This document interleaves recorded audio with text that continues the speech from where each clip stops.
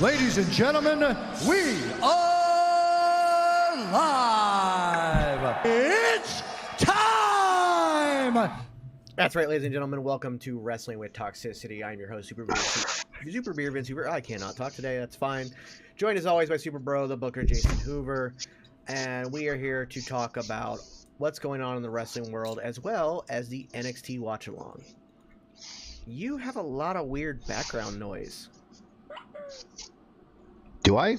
Yeah, your mic's picking up all kinds of weird, like, scrapes and scrutches and I don't know if you have, like, a noise gate or something that you could put on, but it's weird. I don't know why it's doing that. It's kind of odd. Regardless, we are here. Yeah. And we are going to make sure everything is set up. Make sure we're live everywhere. Yeah. Live. Yeah, YouTube's good. Twitch is good. We are good.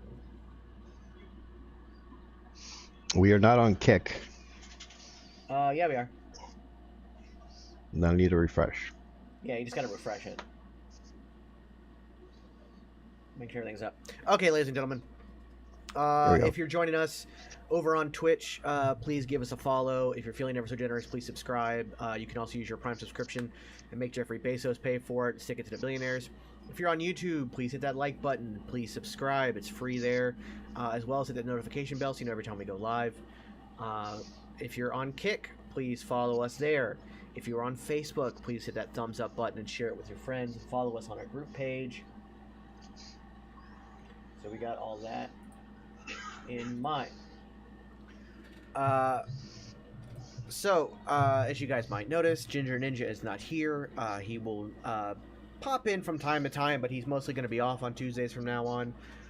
So we'll have a rotating cast of guests that'll come in and out from time to time as well, moving forward. So, it's been a very weird week in wrestling. It's been a very weird week for the WWE.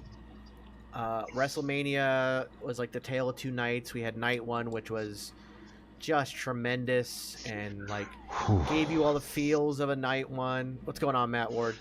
You got all this wonderful, like, just great feeling, and then night two felt like, you know, we're just gonna step on every dream you guys had as fans. Then we had the Raw after Mania, which is normally like a super hype show and all this stuff, and what we got was this lackluster filler episode. I mean, it wasn't a bad episode, but it was just not at all what we expected, and then we found out that there was a lot of last minute changes and scripts ripped up. And then we go to SmackDown and have a SmackDown like we've been having. And then we come back to, we also had NXT last week. I know we weren't here for that, but we had a very interesting NXT episode. Yeah. Which will be followed up on today. Braun turned heel. Braun Breaker went healed.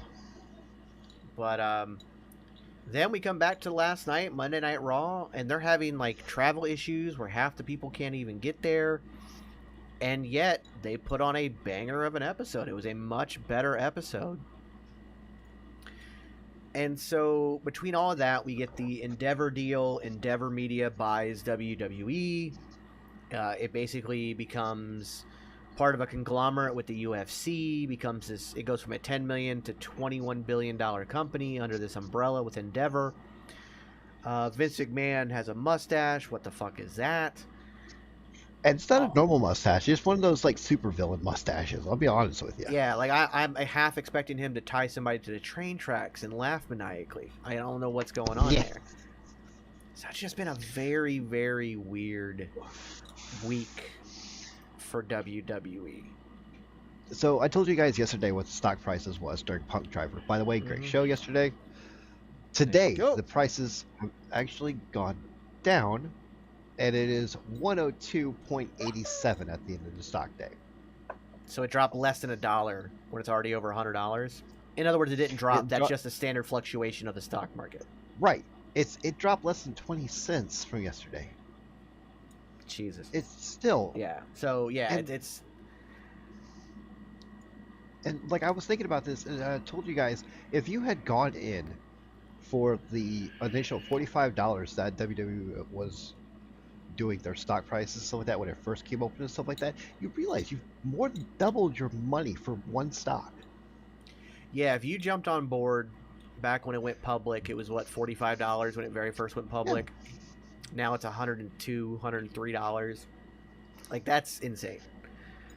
Like, a lot of times when a sale happens, normally there's like a drop for a bit. Like, it's exciting that the sale happened, but there's a fluctuation of the, like, what's the new ownership going to do? So it actually ends up dropping. Not a lot, but like there's usually a dip. Right. There was no dip. It went up. And it's been going up. Like, the allegations hit, and then as soon as Vince retires, it goes up. And then after that, there was the talk of this. As soon as the sale talk happened, again, it should have been a dip. People have been like, "Oh shit, let's get out of here." They're trying to everything. It's this boat sinking, and then trying to sell it off before they sink completely. No, not only was there not a dip, there was a massive climb, and that climb has continued. Now, part of it has been because Triple H has been in creative. The product has been 1,000 times better. We are getting a lot more sponsorships with the show, which is why we're seeing sponsored matches. Like, throughout WrestleMania, we saw a ton of sponsored matches. Although most of them were on night 2, which was interesting. Most of the sponsored matches were night 2. True. The Cinnamon Toast Crunch match was Ray and Dominic. We had, what was that one? What were the others? There was a bunch of sponsors. There's a bunch of sponsors. But again, most of those sponsored matches were night 2, which was also interesting. Yeah, and the only reason why I really remember the Cinnamon Toast Crunch one is because Saruk was inside the Cinnamon Toast mascot out there. Yeah, Sol Ruka, who's amazing. But all in all, I mean, like, they had the most profitable and most successful and most popular WrestleMania of all time this past WrestleMania 39. It would go down in history as the greatest WrestleMania of all time had Night 2 worked out the way fans wanted it to. Even if it was just the main event with Cody winning, that would be all you need. Yes, it was weird that Gunther retained, but, we can accept that. Gunther's way over. It was really weird that Bianca retained, and we'll see where that goes. Yeah. It was weird that Edge won and not Finn Balor, completely burying the demon. But again, all of that would have been forgiven because those matches were still bangers. So the results would have been forgiven had we gotten that go-home feel-good moment of Cody finally finishing his story and winning. And it just feels like Vince got into creative's ear about, oh, well, he hasn't really earned his spot yet. He needs to really suffer and really endure to get that win. And I'm like, he has.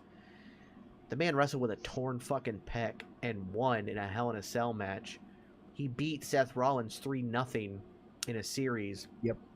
Seth Rollins being one of the greatest on the roster today. Kel, how's it going, my friend? AJ, yeah, there was a Snickers match. Snickers also was the sponsor of the post media scrum both nights. Yep. Kevin Owens made sure to eat as many Snickers as he could while he was up there. It's been a very weird. Like, again, we had a tale of 2 nights for WrestleMania, a tale of 2 weeks between Raw. Just some very and it all, like, we also don't forget, like, we had Stand and Deliver on the same day as night 1 in the afternoon, and that was a banger of a pay-per-view. It's just crazy to me how much of a roller coaster it's been in just a week's time.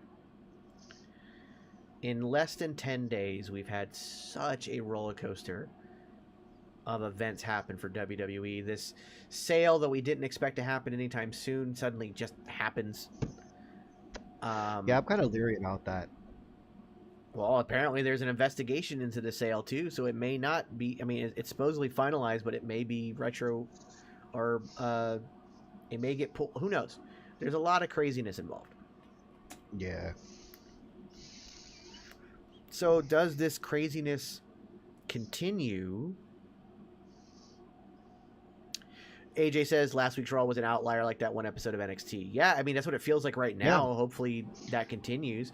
But we also weren't able to make that assessment until a couple weeks later. We're like, oh, no, NXT's truly back to form. That was just a weird outlier week. We're gonna have to wait at least 2 more weeks of Raw to see if it gets back to form. It did this week, but I think it's gonna take at least 2 more Raws before we can really say that. But like, Agreed.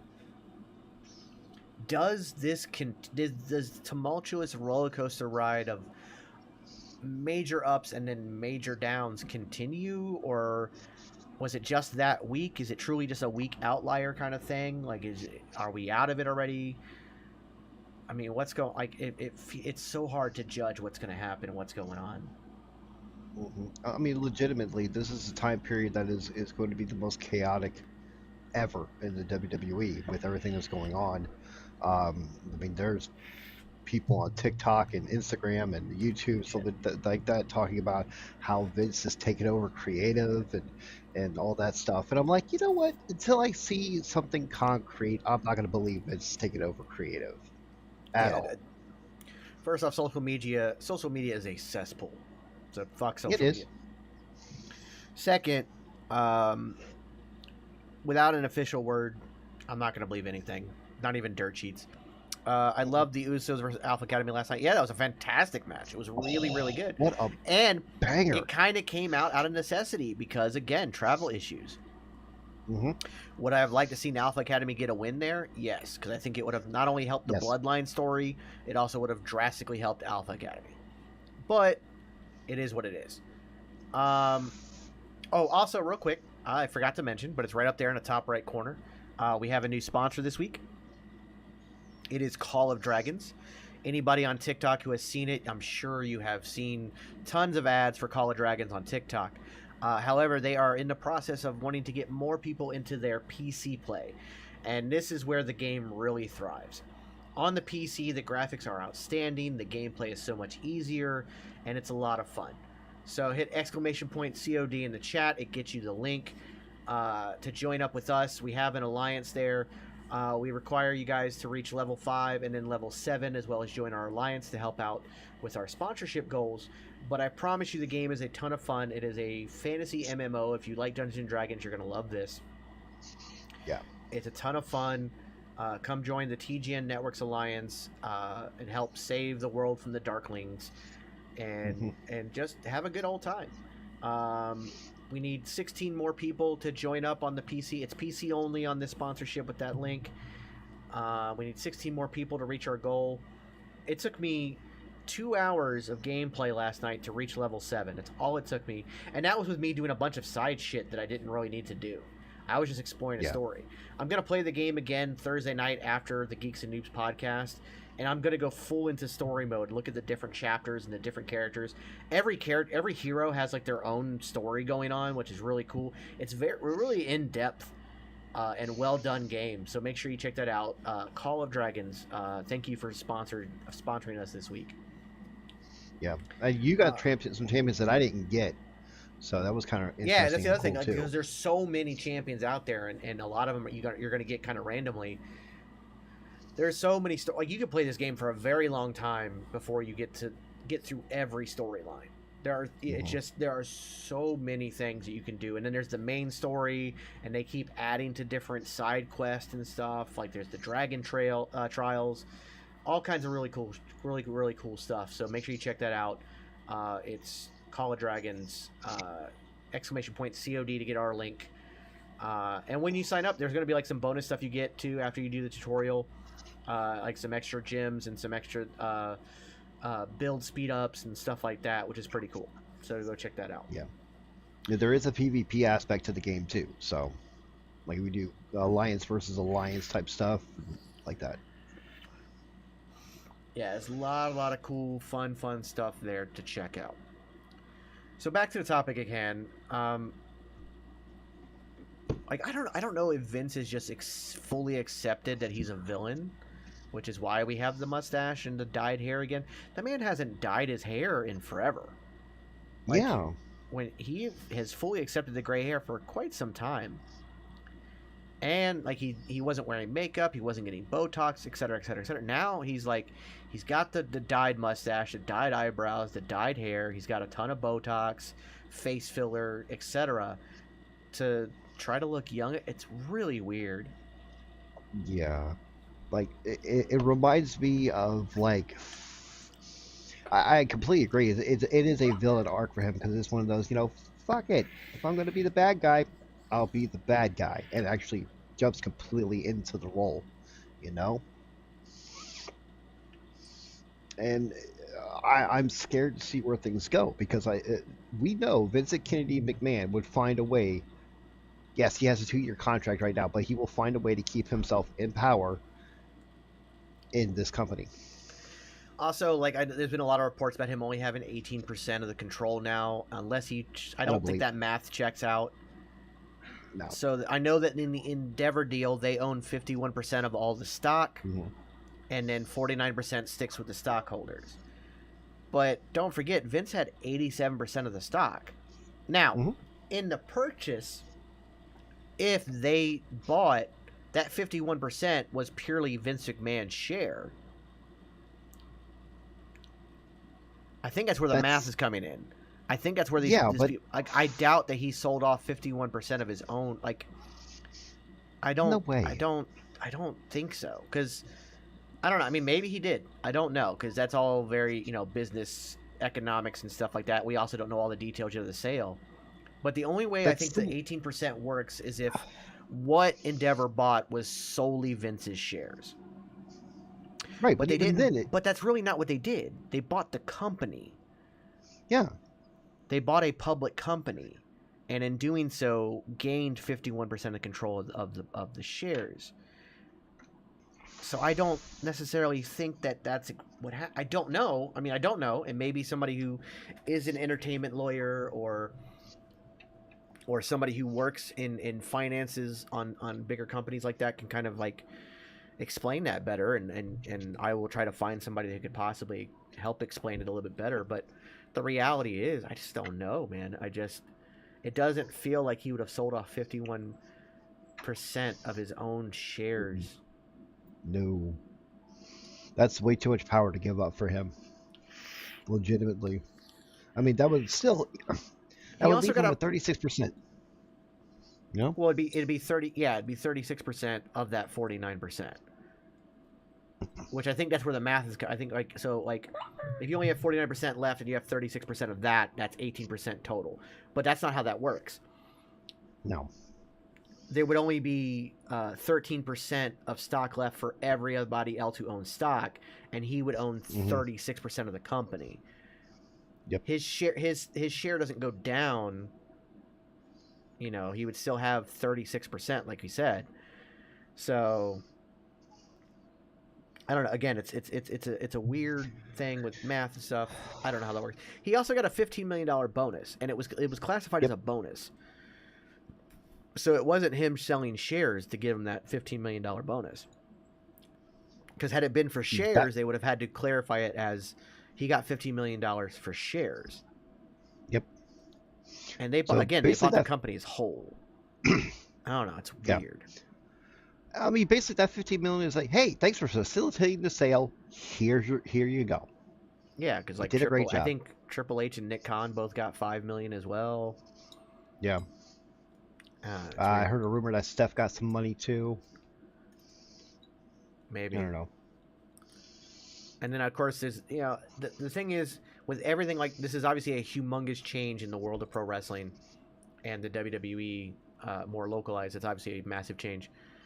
There have been just countless rumors, like Endeavor wants Stephanie to come back. Well, Stephanie wasn't ousted. She wasn't fired. She left on her own accord. So no matter how much they might want her back, she ain't coming back. Like, that's just... She left for her own personal reasons, and she wants to be a mother. I don't know if there's enough money in the world to make her want to come back. Because it isn't like she's not well off as it is. She's fine. Yeah. So I doubt we see Stephanie back. If we do, that's great. If not, good for her for sticking to her guns and enjoying her time. Be a mama. It's fine. We understand. Yeah, again, like I said, it's been such a weird week in creative and booking and whatnot. But like Friday night definitely felt like a Triple H show. Of course, there was that other rumor. Again, take it with a Mount Everest size of grain of salt. But that Endeavor wanted Vince to run Raw and Triple H to run SmackDown, and while they were there in person, so they could actually like see how things go. And at Raw, they were really pissed off because it was constantly like scripts getting ripped up and changed, even during the show. And of course, that viral video went out there of people filming Seth Rollins getting talked to during the commercial by a producer that his segment had been cut, et cetera, et cetera, et cetera. And you know, people, it's weird, and a lot of people have. Hey Jay, thanks for liking the stream over on Facebook. Much appreciated. It's been weird. It's been weird. It's been tumultuous. Oh, and he shared it too. Thank you so much. Yay, we appreciate. But I don't know. It's it's just a weird conundrum. It's a weird place to be in right now. All those rumors out there, don't give them any heed. Don't pay them any mind. Just wait until something official comes out. You know. And for all the people out there, oh, well, they're not going to release anything official. That why would they tell it? Da, da, da. They're a publicly traded company. They're going to do that. They have to. Yeah. So just it's going to be done. I try to tell people, like, this stuff has to be out there. They have to be honest. They can't be shady about it because it is a publicly traded company. So just, you know, I guess time will tell. You know, but, you know, we are building. In the meantime, the company will move on, and the stories are moving on, and we're building the Backlash. Now, surprisingly, Cody Rhodes challenged Brock Lesnar to a match at Backlash. That was surprising to me. I did not expect that. Because I really thought you would get your you know, Rey Mysterio and Bad Bunny versus Damian and Dominic in the main event, because it is in Puerto Rico. Yeah. But obviously, Cody Rhodes versus Brock Lesnar, that's your main event, right? I thought they would save that for Saudi. If it's not your main event, it's your opener, because Brock has always said, either I open or I close. Yeah, but considering the story has been that the reason Brock attacked Cody is the fact that he's pissed that he went on first and didn't main event, and that's why he took out Cody. That's the story. Mm-hmm. So if they open again, it's the same issue. Yeah. So the story doesn't end even if Cody wins. And this has got to kind of be a one and done feud. Like he's got to build to getting back to Roman. Right. At SummerSlam. Yeah, I honestly thought that they would save this for Saudi. If not Saudi, at least England for that's Money in the Bank. That's Money in the Bank, and I don't want that anywhere near. I don't want Cody even at I can understand him going over there and being, again, he would be the opener. Whatever happens, his Brock Lesnar match has to be the main event, because that's the story they're setting up, is that he's pissed he didn't main event. Having that as your main event, I think, hurts Money in the Bank. I think it hurts Cody having him anywhere near the Money in the Bank. I do think it being in London, you got to have Cody there. He is your hottest babyface. So, but you need to have him in the opener versus somebody. Yeah. I mean, if he even wrestles. Are they going to... I doubt they're going to have Roman versus Cody at Saudi. No, that's the King and Queen of the Ring.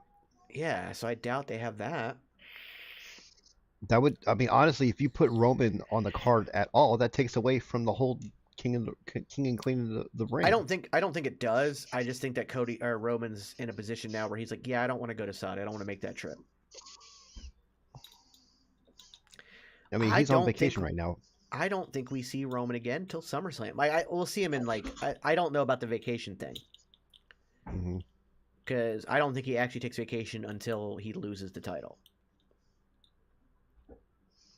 But he is on such a light schedule. I don't think we see him compete again until SummerSlam. But he'll be back on TV to build some stuff. But I don't think we see him at Saudi. I don't think we see him at Money in the Bank. And the That thing is, I'm not complaining about that. He's earned it. He's earned the respect to do this. He's earned the time to be able to go, hey, this is what I want to do. And creative goes, okay. He's earned all that. I think your main event at Money in the Bank has to be Gunther versus Sheamus. Ooh, that has to be your main event. Like, it has to be. And Sheamus has to win. That trigger has to be pulled. So. I mean, and the thing is, I would love to see after that after Sheamus versus Gunther, sure, Cody wins at SummerSlam and stuff like that, sets up for Gunther versus Cody. I think that would be amazing. Yeah.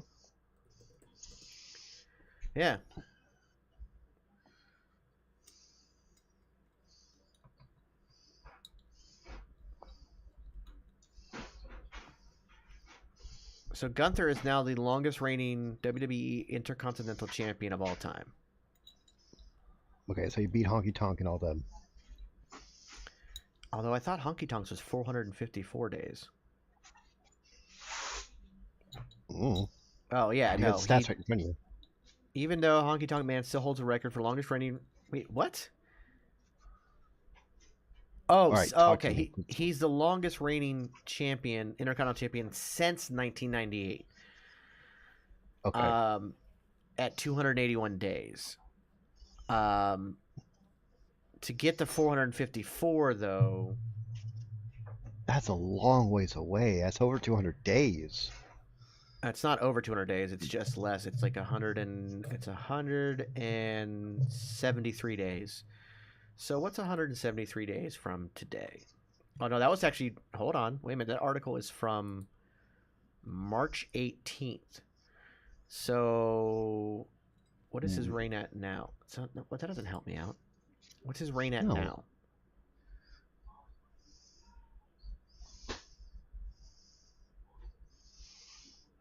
Math sucks. Anyways. Yeah, hold on. I'm going to get this figured out. So 280...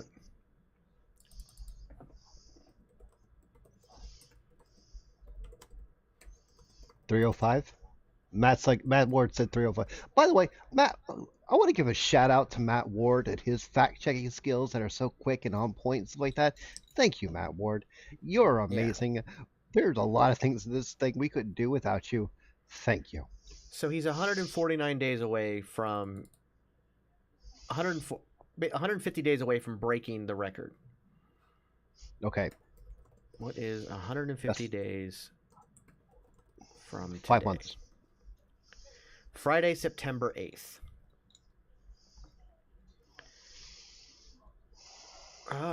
That puts it right around the pay-per-view after SummerSlam.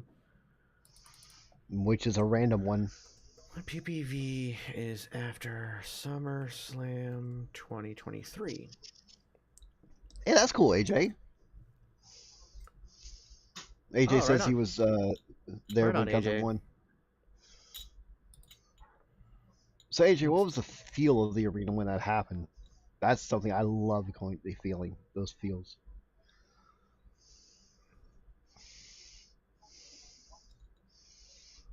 What was it? It could be Crown Jewel, because there is going to be another Saudi show, but it's not confirmed. Well, contract says 2 per year, right? Yeah, so that'll be the other one. I mean, they could potentially, if it's, that says November. Right. So they're right now not showing anything for September on the current list of shows.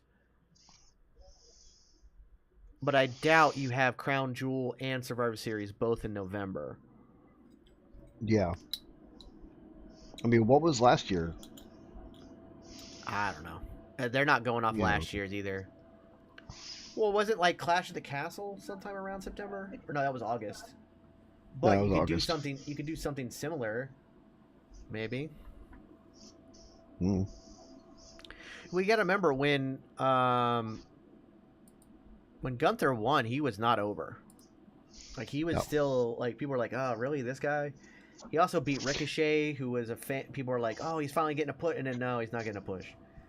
Yeah. Um, It was also and it during was the still Vince the time Vince. period. Yeah, it was still Vince Vince era. wasn't high on him.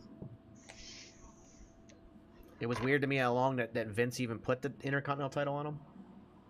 Yeah. So I can understand it being a mixed reaction. Now it's a much different reaction. Oh, people understand the character better too. Yeah, I think so. You know, you didn't have Imperium back then. I don't know if you like.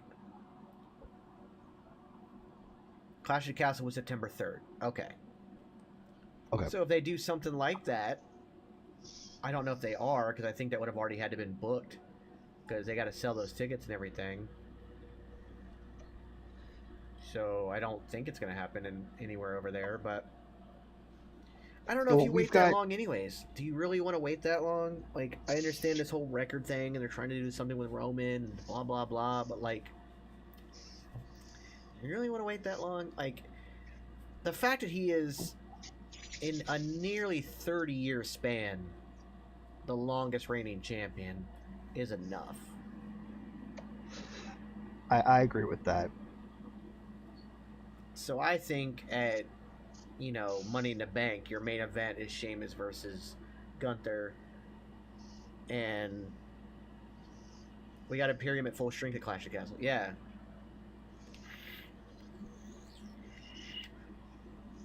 So I just think I think Money in the Bank's where you got to pull the trigger. I think you got to pull the trigger at Money in the Bank.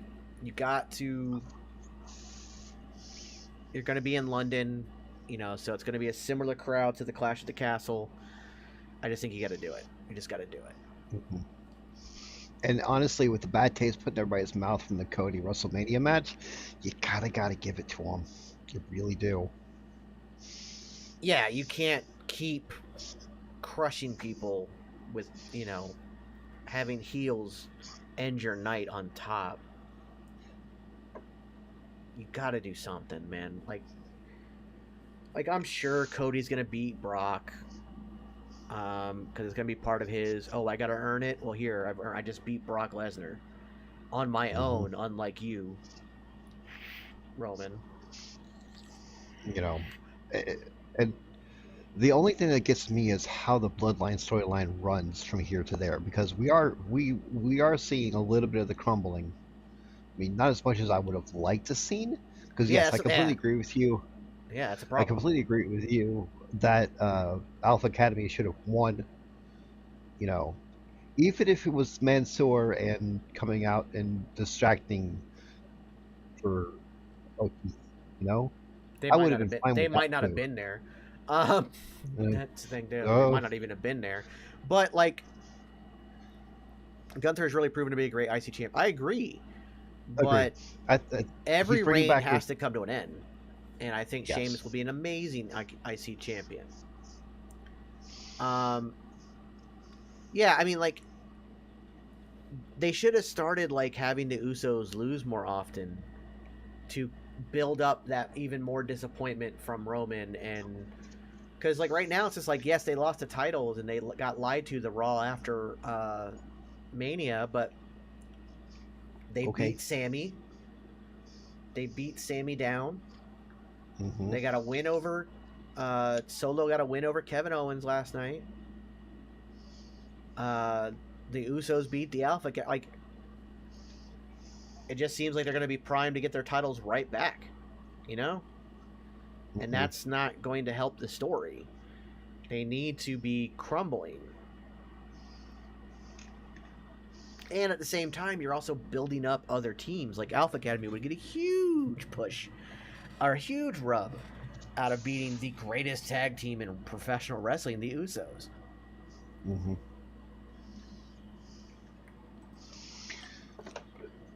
And while that might be my opinion, I also don't think it's really up for debate. No. The Usos really are the greatest tag team in professional wrestling. I'm not going to argue with that.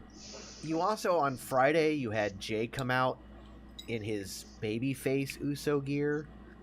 Yeah.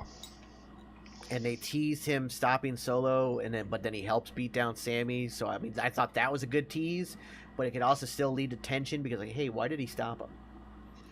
Yeah. Like, it wouldn't have like they beat him down, so the spike would have only helped him beat him down more. Why did he stop him? You know, and there was a part of me that wanted to see a little bit more of a pause from Jay at that moment. You know. Yes, but again, you can still play it up like, well, if you were going to just help him beat him down, why'd you stop him in the first place?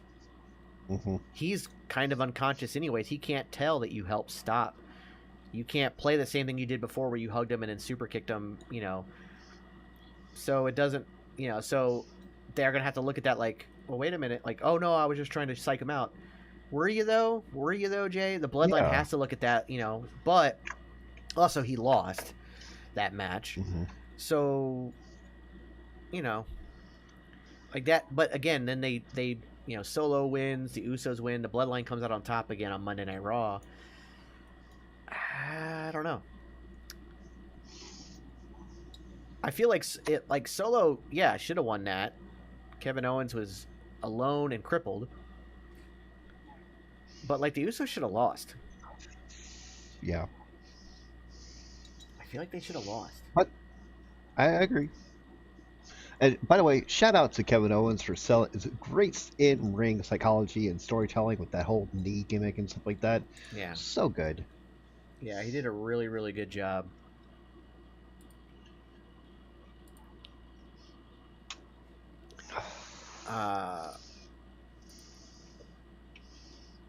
But it's also like,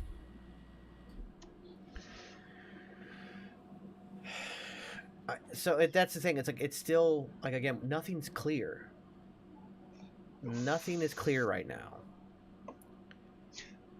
Mind you, I don't mind their things being not clear, but this is more than just not clear. This is like muddied waters.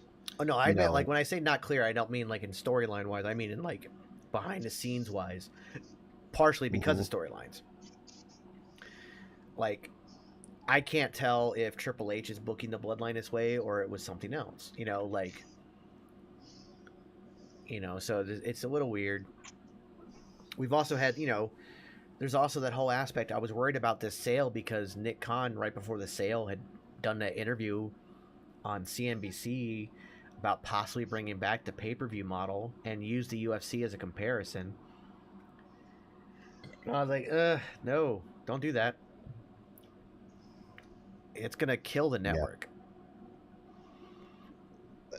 Honestly, WWE is the starter and the playbook for this type of scenario because there's no one else is doing this, and you're going to find out, the WWE is going to find out real fast that if they actually go to the $60 pay-per-views and stuff like that, they're going to lose online revenue. In attendance revenue, they're going to lose just revenue all over the place. People don't want to pay the $60 a month. You know, it's going to hurt their Peacock deal because a lot of people are going to cancel their Peacock because a lot of Peacock members right now are just Peacock members to have the network, which is on there. But people don't care. Like, yes, the stuff, the other stuff, the behind the scenes stuff and all the other shows are cool and all, but people mainly have it for the pay-per-views. There are 4 shows on Peacock I watch. That's it. And like even CPG said, if Peacock wanted to raise the price from $10 to $20, it's still worth it for the pay-per-views. Paying $20 a month versus $60 a month, obviously. And getting a lot more content versus just a pay-per-view. Because, like, the Jurassic Park movies are on Peacock, and the Harry Potter movies are now on Peacock. You could watch all that shit. Like, so it's just like, what do you... I don't know. It's just... Going back to that model, you're going to see a lot more piracy. Because right now, there's really no piracy at all of premium live events, except for maybe some sports bars. Because they don't get to use the network. They have to pay for a pay-per-view. But they also have a very different system of that stuff than just like what a normal consumer does. Yep. But even then, those places aren't stupid enough to try to pirate it because that could shut their whole business down. Yep. So for them, it's not going to change. It's going to be the same model for them. It's just for the standard consumer like us. And you're going to end up seeing a lot of piracy, a lot of people sharing on Discords and different things. And Yep. it's just not going to be good. I tell you, our Discord server will blow up if that happens. It's just not going to be good. Speaking of our Discord and stuff like that, folks, join our Discord channel and stuff like that, and continue the talking wrestling and other geeky and stuff. Let's see if we get the link right here.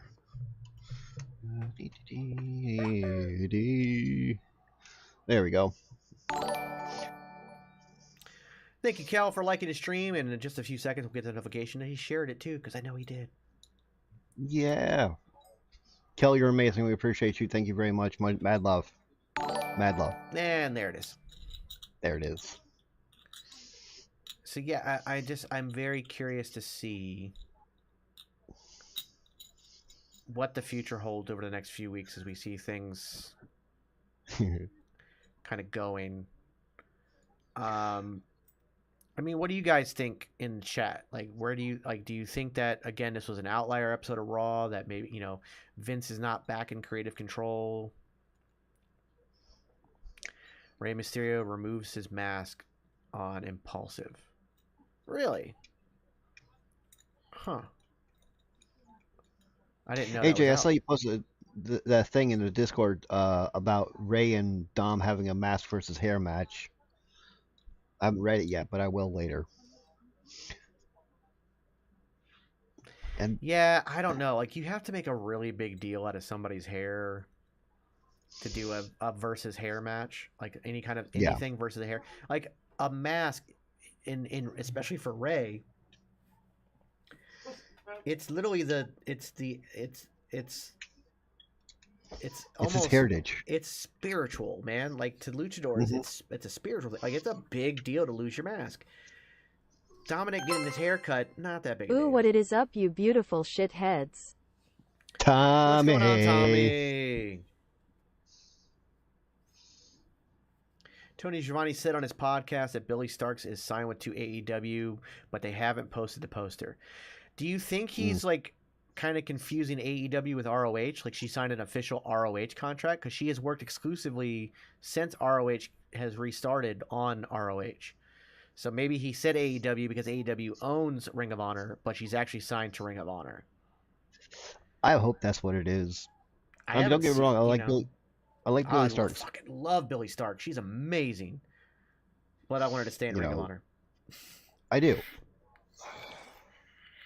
I mean, because the women's division of AEW is run so terribly that it's going to hurt her.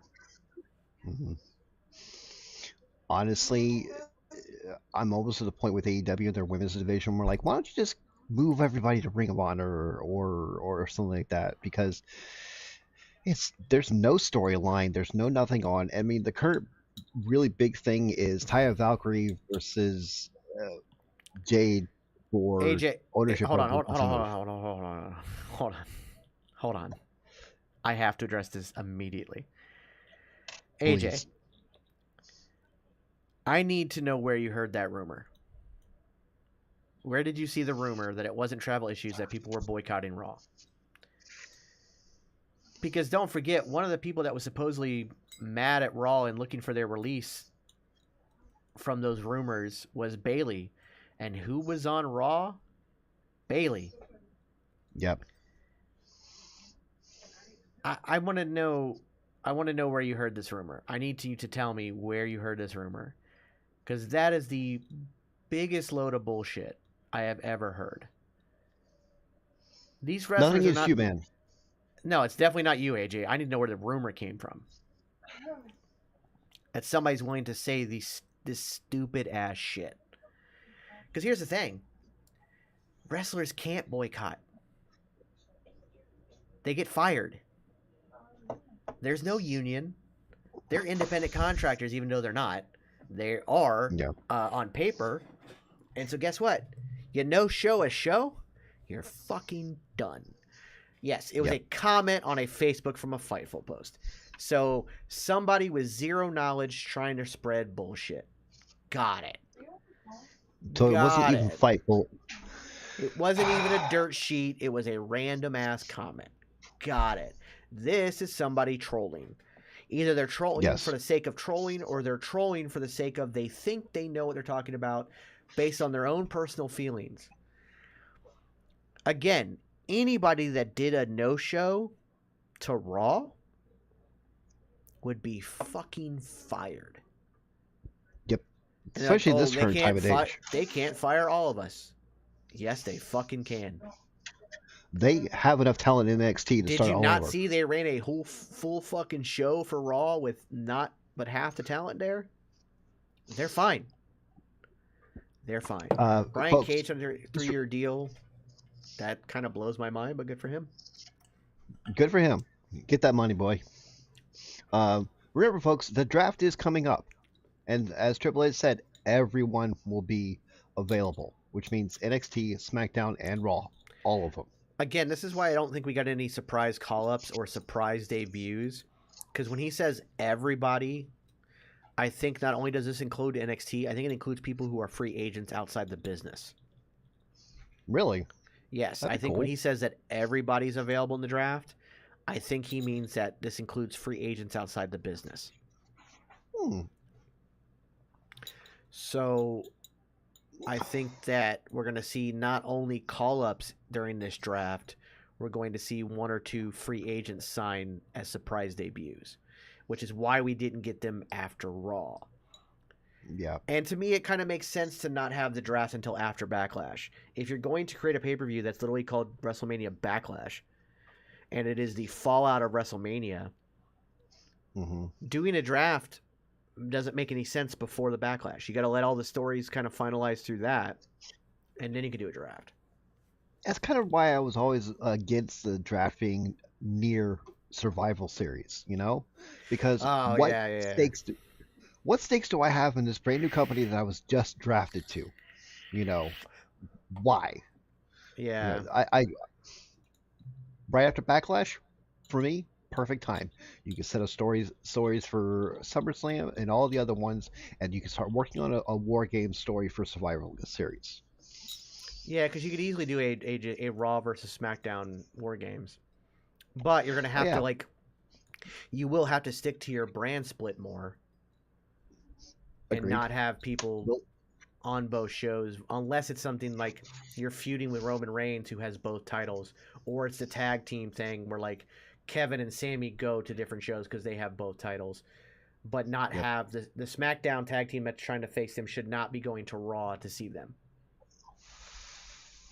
It needs to be kept separate. I would like to see one single belt for Roman and those his titles. One single belt for the tag teams, unify the women's titles, which I could see happening with a Bianca versus Ripley match at SummerSlam. I think either SummerSlam or Survivor Series, yeah. I'm thinking more likely it's SummerSlam. But I think it's more likely it's Survivor Series just because they're going to have a couple feuds and defenses before then, more than just 1 or 2. So I think that's going to be a thing. And Survivor Series, again, it's brand versus brand. It's also a good excuse to unify the titles. If you do it brand versus brand, anyways. But again, you're going to have to really separate the stuff. AJ just read your post. Since Roman Reigns won the Universal Championship in September 30th, 2020, the main roster championships have changed hands 65 times. Yeah, it's pretty crazy.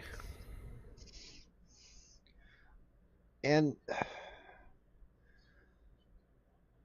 don't get me wrong, Cody Rhodes does not need to have a long championship, but he needs to have the championship for his story. Well, I also think it needs to be longer than a month. He needs to have it at least 6 months, I think. That's fine. We need to stop. We need to get away from transitional champions. We need to get away from very short reigns. Like, part of the reason that John Cena is a 16-time world champion is because I think in a 6 or 7 month span he held the belt 4 times, 4 or 5 times. Like, you gotta not do that. You also, like, The very first person to beat Roman Reigns and win the championship has got to have a decent run. You cannot let them have it. They have to have it a minimum of 6 months, because if not, their win was a fluke and their reign was a fluke, and Roman should just be given back the title. It has to be that, yes, this person was the right person to beat him, the only person that could beat him, and now they've had a good long reign. And I mean defend it. Cody has talked about wanting to defend it on TV, and I'm all for that. So if you do a 6-month run where he's defending it at least every other week or every third week on TV as well as pay-per-views, yeah, 6 months is long enough, but it can't be less than 6 months. It cannot. If he wins it at SummerSlam, he has to have it till at least the Royal Rumble, if not till WrestleMania. And I think WrestleMania is where you take it off. And we talked about this last night. You could have Seth Rollins win the Royal Rumble. You then have Cody start to just not go full heel, but just be a little bit heelish in his tendencies and his promos against Seth. And then him and Seth get their rematch at WrestleMania, and Seth finally wins and wins the title. And then Cody can go back to face, can be like, yeah, I realized that I let my ego get the best of me. I got full of myself by being champion. He can then rebuild to winning the title back, but in 6 months' time or a year's time. Because I see Cody having at least 2, if not 3 reigns as champion before his time is up. Okay. And I only want it to be that low because I want him to have long reigns. I want him to have 6 months, 8 months reigns, maybe a year for his longest. But I don't want it to be like, oh, he's a 10-time world champion now because he won it in May, he lost it in June, he won it in July, he lost it in August, he won it in September, he lost it in October. Like, I want it to definitely build up. See, for me personally, the difference between Ric Flair's title wins and John Cena's title wins is time in companies. You know, John Cena, yes, he's had a long reign and stuff, a long time in the ring and things like that, in the ring and stuff like that. But he's 16-time, which means he's lost it 17 times. No, it means he lost it 16. You can't lose it before you win it. You can't lose it. You can't lose it before you won it the first time.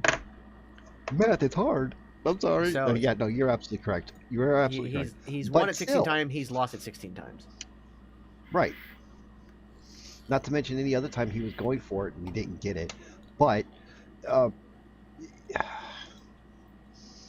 Roman's going to be one of the few people that I go, yes, that is a champion.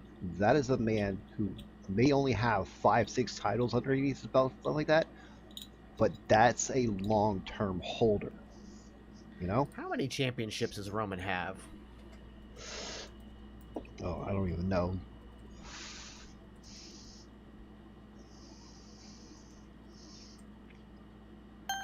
I know he's not. Words are hard. Yes. Yes, they are. We need that shirt still.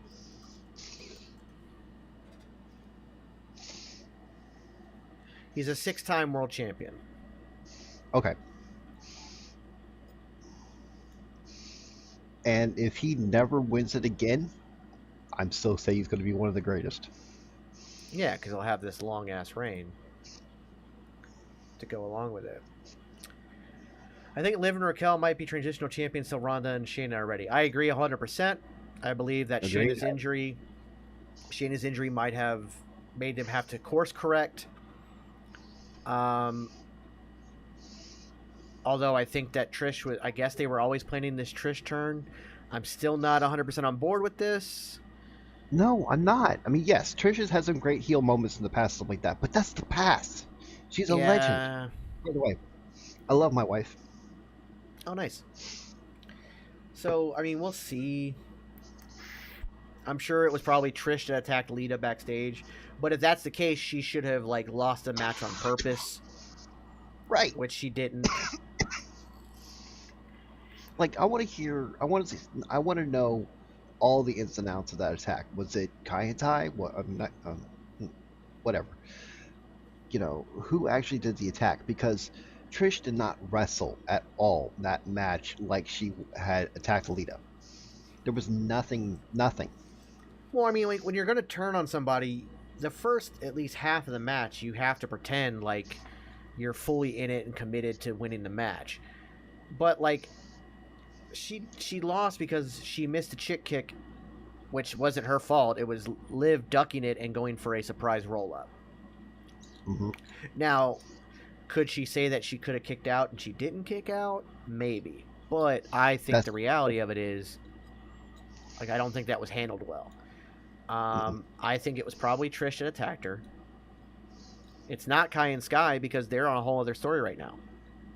Mm-hmm. They're not even going after the tag, like, you know, which we're going to see it looks like we're going to see the breakup of Damage Control. But what we had originally talked about where, you know, turning Bayley babyface, it looks like she's going to be the one to turn on them. But that could be shifted. Like, this is very early on in this, so I don't know. We got a lot of interesting stuff out of Raw last night. I do think Liv and Raquel will be transitional champions for Ronda and Shayna. But I hope that in between they get a couple title defenses to at least, like, keep the prestige building for the tag titles. Because I don't think that Lita and Trish held it long enough, or Lita and Becky held them long enough or had enough title defenses, because they really only defended them once. So it wasn't. Yeah, because they had that triple threat at WrestleMania. Yeah, it brought prestige back to it by having, you know, a multi-time world champion and a Hall of Famer and world champion win the titles, but they didn't get a chance to defend them enough. And so I think that Liv and Raquel needed to, like, every week be defending them. Both shows. I don't know about that. It's a lot of work. But at least once a week they need to be defended. Mm-hmm. Like, one week it's Raw, the next week is SmackDown, the next week is Raw, or it's SmackDown again and then Raw, whatever. You know, you gotta do something. Like, you gotta...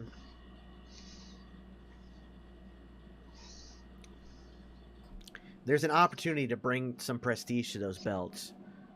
And then, like, you can have Ronda and Shayna come back, win them at a pay-per-view, and then they can go on a long run, but they still need to defend them. Yeah. Now they can go to pay-per-view only defenses. That's fine. But it's got to be That's a heel thing to do. But it's got to be every pay-per-view. Yeah. I mean, that is a very heel thing to do. Yeah. You know.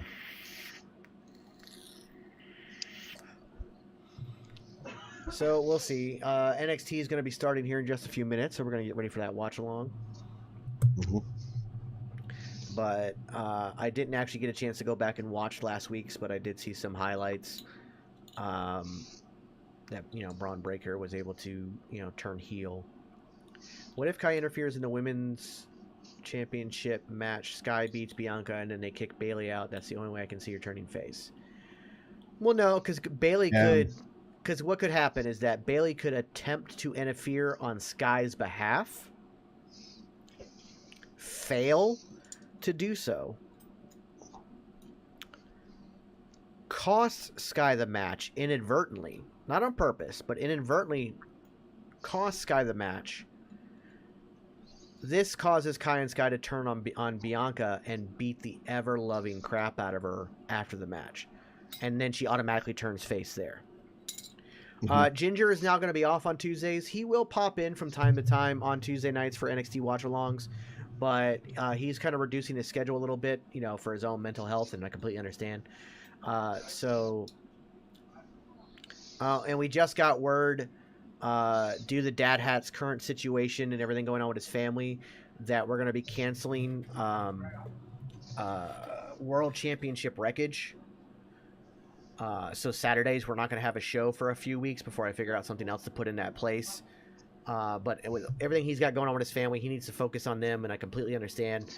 So World Championship Wreckage will be going. Now, it's not going to go away completely, because he is going to, after a few weeks' time, develop a YouTube channel and go to a YouTube style where they pre-record it, edit it, and put it together, so he can spend more time with his family. And, of course, we will do everything we can to help get that YouTube channel boosted up and promote the shit out of it. So, love you, Dad Hat. And, you know, we'll be here to support you for that. So, yeah, so there's that. So, Yeah, Ginger's going to be taking Tuesday nights off, and we're going to have Saturday nights off for a while until we figure out something to put on Saturday nights. Saturday nights might be when we do Full Circle Cinema, depending. Got to talk with the other people involved in that. But it's going to be an MST3K style watch along. We'll have the movie playing in Discord while we roast the ever loving shit out of it. It's gonna be bad movies, so we'll see how that goes.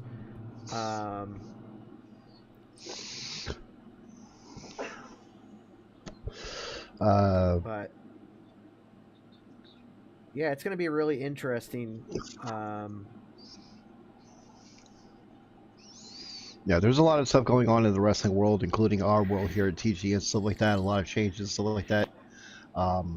And we appreciate you, our fans, hanging out with us and spending time with us, stuff like that, ladies and gentlemen. NXT is starting. Oh God, where's my mouse? I don't know. All right, let's see how this goes.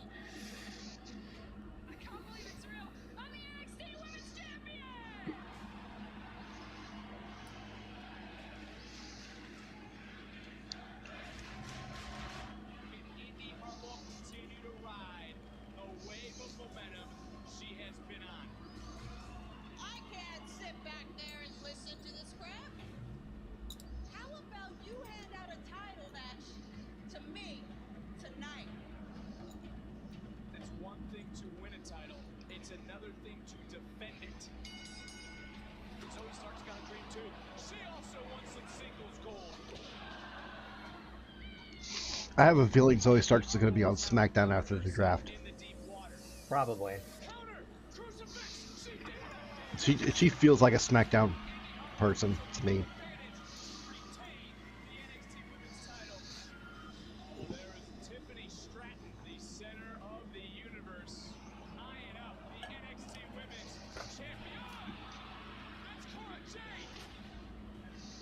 I don't think Indy's going to lose to Stratton, but Stratton will be women's champion in NXT soon. Yeah, but I think she's going to lose to Cora Jade. Mm-hmm. And then that'll set up a new Cora Jade Roxanne Perez feud.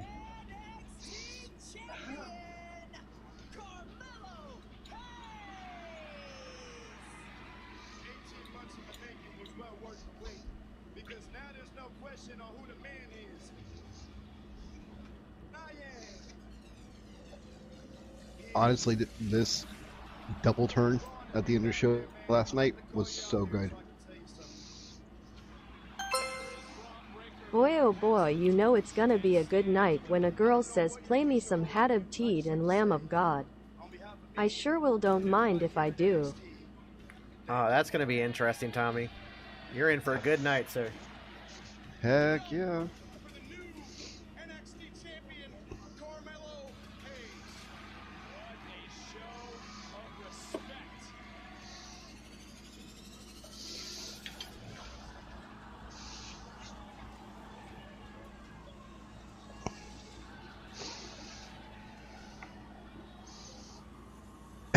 It's okay, Tommy.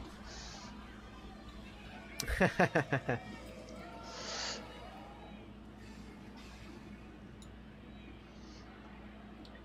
going to be interesting to see how Braun plays as a heel, because obviously he didn't have a promo afterwards. That's what I'm interested to see. How does a heel Braun work? By the way, I wouldn't call last week a double turn, because Carmelo Hayes was already, you heard when he came out, the crowd was already well behind him. I think it just cemented it for me. Well, as you see, he's not changing his personality. No. But since he started going after Braun, he's done it with just respect on his mind and not as a heel. Mm-hmm. So I think that was enough to get because the crowd wanted it, and his turn happened back when he came out. He came out the week after the cage match against Grayson Waller, where it's Braun Breaker. Yeah.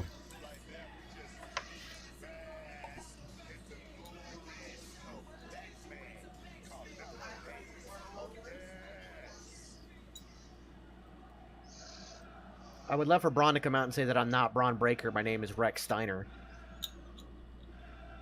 Ooh. You think they would do that? Well, they're gonna have to do something before he comes up because you can't have 2 Brawns on your goddamn Braun Strowman and Braun Breaker. Yeah. They're gonna have to do something. Everything between you and I was supposed to be about respect. I let my guard down, and I got caught slipping. It won't happen again. It won't happen again. It won't happen again. But look, I understand. Braun, you still in your feelings about taking that loss at Stand and Deliver, man. Defeat is cold. Defeat is lonely. I get it. I've been there. But if you think that raising my hand at the end of the match was any sort of passing of the torch, man, you're wrong. Because you didn't pass me anything. I took it. This is still kind of a heel-ish promo. It kinda, but it reminds me similar to the Cody promo. Yeah. They want Mellow. Hello.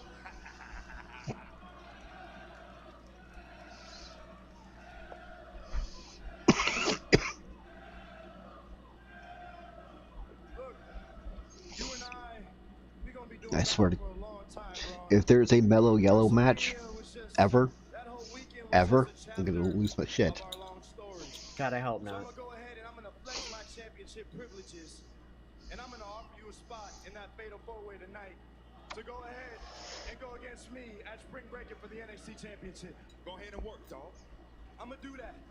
And Braun, I'll tell you that offer, you know, I'm not asking.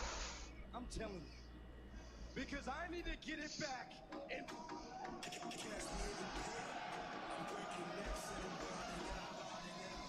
Oh, damn. Really?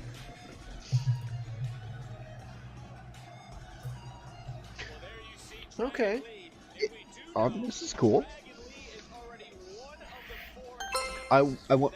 So when Mr. Levesque said that every superstar will be a part of said draft, does that mean NXT as well, like we're gonna see some calls up? Yeah, I believe because he made it absolutely clear, said it multiple times, that it's every superstar. So yes, I believe NXT, but I also think it also means free agents outside of WWE. Yeah. So I think not only will we see some call-ups, we might see at least one surprise debut during the draft, which is why we didn't get anything at the Raw after Mania.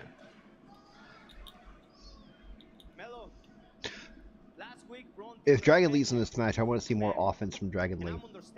Last match he was in, we did not get a lot of Dragon Lee offense. What were you watching? Dragon Lee was on fire in that match. I guess I watched a different match.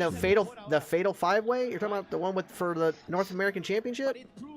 Yeah. Yeah, he was all over the place. He was tightrope walking the ropes and flipping over. Yeah, he did a great job. It's gonna be you, and I'm in a Spring Breaker for the NXT title. How tall's Dragon? 5'7", 5'6". About as tall as you? I'm taller than that. I'm 5'8". Mello, I think, is 5'8". Okay. Ooh, give me Mr. Cardona, or give me the Silverback Nate Slater, or well, I haven't really been keeping up with free agents. Help me out here, Captain Sir Beard. Well, I mean, there's Matt Cardona is always an option on the free agency list. It's kind of hard to say because I would have thought that, Brian Cage, but then he just re-signed with AEW. Jay White signed with AEW. I think Okada is still technically a free agent. So I don't know. We'll see. Look, I would love to see Nate in WWE. That would be amazing. Kota Ibushi, yeah. Yeah. I think that would add a lot to the WWE. 1 week without title, and you two got yourselves laid out by Braun Breaker. So here's my only issue with this Fatal 4-Way for the world title is these are all the losers basically from the North American title championship match. So why are they getting a world title shot? Yeah. And Braun Breaker just lost. But that's just me. Yeah. but would still technically have a rematch clause. But But WWE doesn't do rematch clauses. NXT does. Supposedly. NXT does. Okay. Okay. I don't need the fancy entrances with your banners dropping. None of that matters to me, and none of that impresses me. Because when that bell over there goes, I know that I'm number one. Yeah, hey, Wardsy Games of the Mat, you're full of unexpected knowledge. Who are some free agents? Okay, all right. Hey, JD, you know what? I can't even hold you. Game recognized game. But Like I said earlier, Matt, we really appreciate you, your random knowledge and stuff like that. And yes, that's a leprechaun joke. But listen, that's not what it matters. What matters is what's gonna... And Grayson Waller lost multiple times. I don't understand the people in this match. He also just lost to Johnny. And he lost 2 tag members. Oh no, Waller. Yeah, Waller shouldn't even be in this match.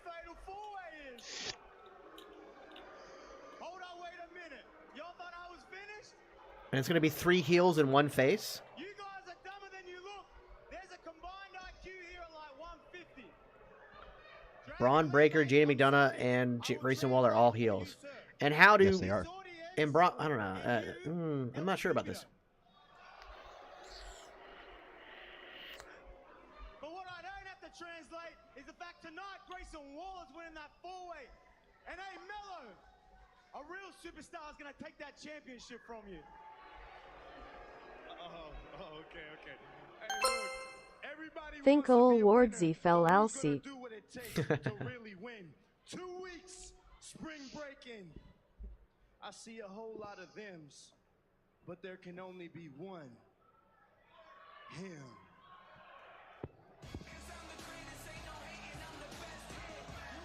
Well, Braun Breaker has been invited. We know I don't like this match already. It hasn't even started.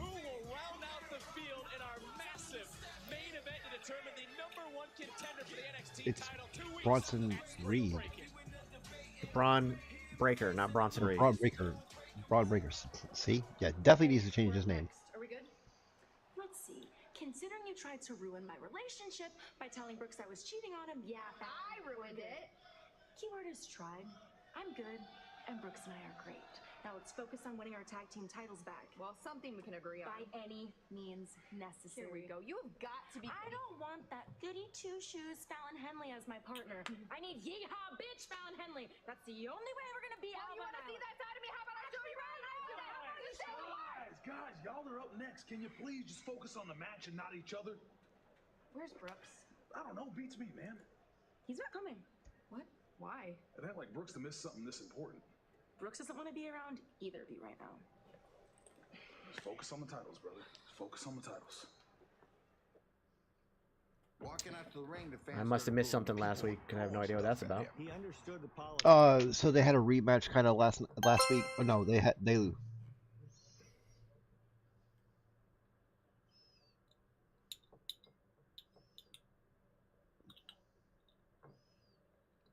Apparently you typed out too much. You typed out too much there, Tommy.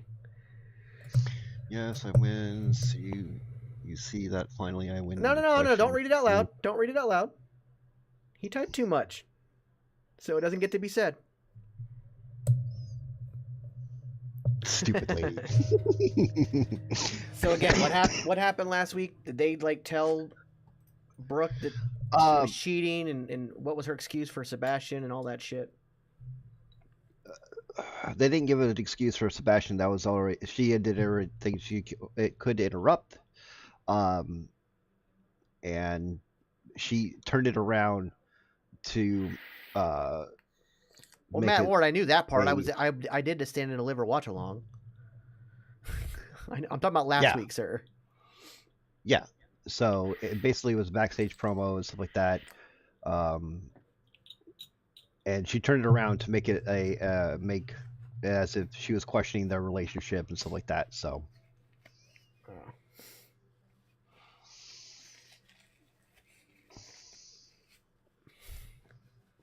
Yeah, so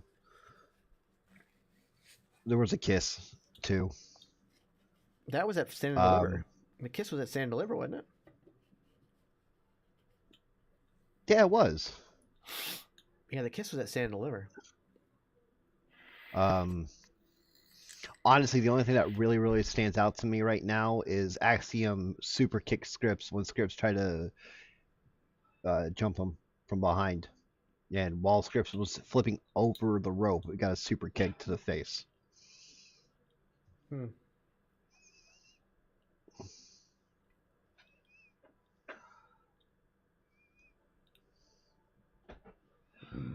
Well, excuse me.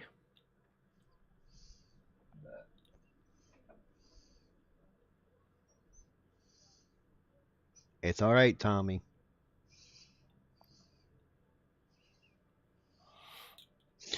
Folks, by the way, if you want to join the Wrestling with Toxicity, we got a hat and shirts and stuff like that that are available for you to buy at our merch store. Link is in the chat. Well, it's good they finally changed his mask, because that other mask sucked. I also don't quite understand the name, but I think that the character could be good for him. So we'll Scripps, yeah. It could, he needed a change, and so it could be good for him. They just got to do something with him and expand on the character. I think they're going to do. As Tommy has so graciously pointed out, we do have a sponsor for the show tonight. It is a Call of Dragons. Exclamation point COD, which Tommy has just put in the chat. Get you the link to join the PC version of the game. It is available on mobile, but this is about the PC version of the game. Call of Dragons is expanding their horizons to the PC market, and trust me when I say you're going to want to play it on PC because the graphics are outstanding. The gameplay and flow is much easier, and it's a lot of fun.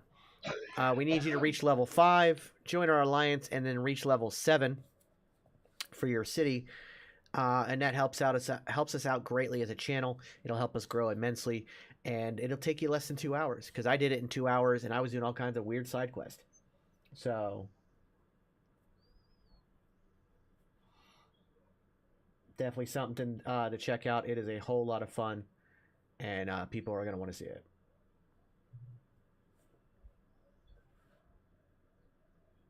Parking lot? This is a public parking lot. No. This is Tiffany's space. You guys never asked for permission. Ugh, whatever. Toodles.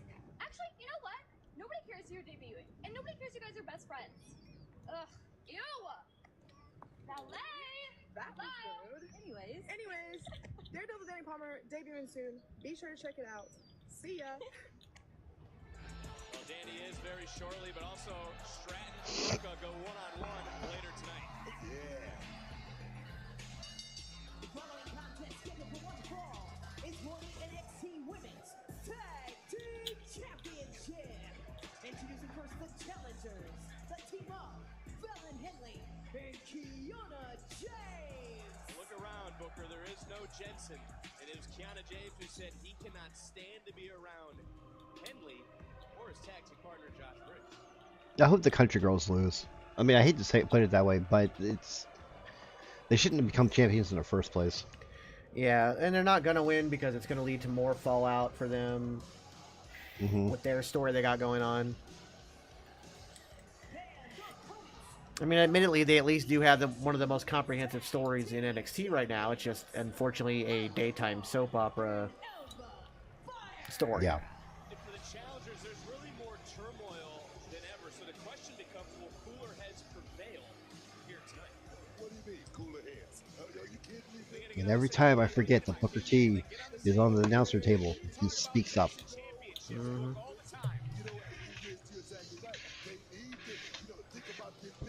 Don't get me wrong, huge Booker T fan of his career. You know, love a lot of the people that come out of his school, stuff like that. Great wrestlers, stuff like that.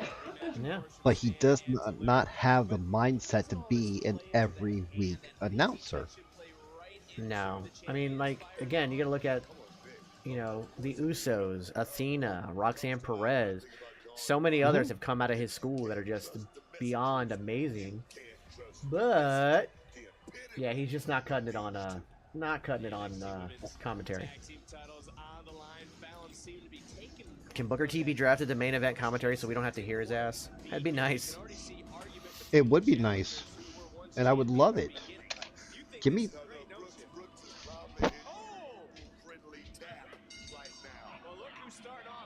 Yes, AJ, we did know this. This is amazing.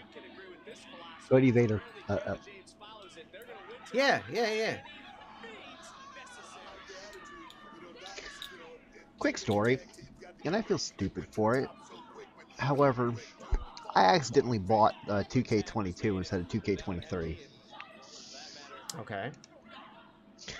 And couldn't get my money back, and don't have Where'd any you more buy it? money at this moment. Where'd you buy Huh? it? Steam. Steam does refunds if you don't play the game. Unfortunately, before I knew it, I had played. Well, even then, there's still a window. You need to email them because they do. Hey, I meant to buy 23. This is 22. They normally do refunds. You should definitely check into that. I'm just gonna wait till I got a little extra money and just go ahead and buy 23 as well. But I'm gonna probably get it for the Xbox.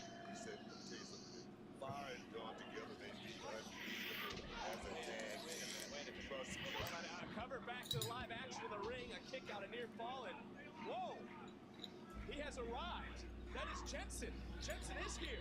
Maybe he had a change of heart. Maybe he should have stayed at home. The team right now is gelling perfectly together. Well, maybe that will be what the challengers need here in this moment. To see Jensen, to have the team back as one unit, because right now, Henley is What are you talking about? What are you talking about? Right now, the team is working together. You don't think that's gonna... They're getting their ass kicked, Booker. They're getting beat right now. They need Jensen out here to be a whole unit again. Another cheerleader. That's what you're talking about. We need another cheerleader out here. We don't need that competition right now, Vic. A big backdrop, and James talking a little bit to Fire. Fire now just dragging or trying to drag Henley back. A little bit of separation, 2 tags made, and now it is James. It is Dawn. This crowd is just dead. Yeah. We saw new women's tag team champions crowned on Raw 24 hours ago. Will we see it happen here again? Like, I'm looking at them. They look like from 2K22. Kiana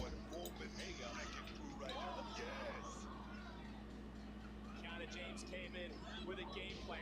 She is executing. It turns right around, makes a tag. Just get Valerie and they're on the same page, Vic. They could become the new tag team champions here tonight. Looks like the challengers finally, for maybe the first time in several weeks, are operating on the same page. I mean, it's not a bad match. It's just the crowd's not into it, you know? Yeah. They're starting to get into it.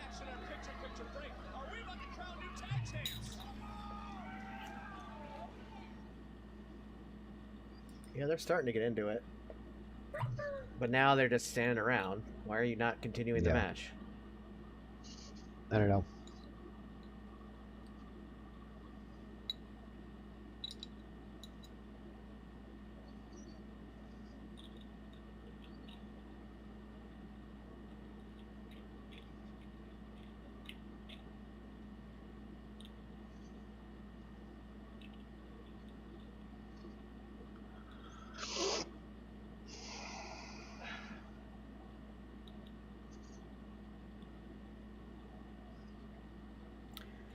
I don't know.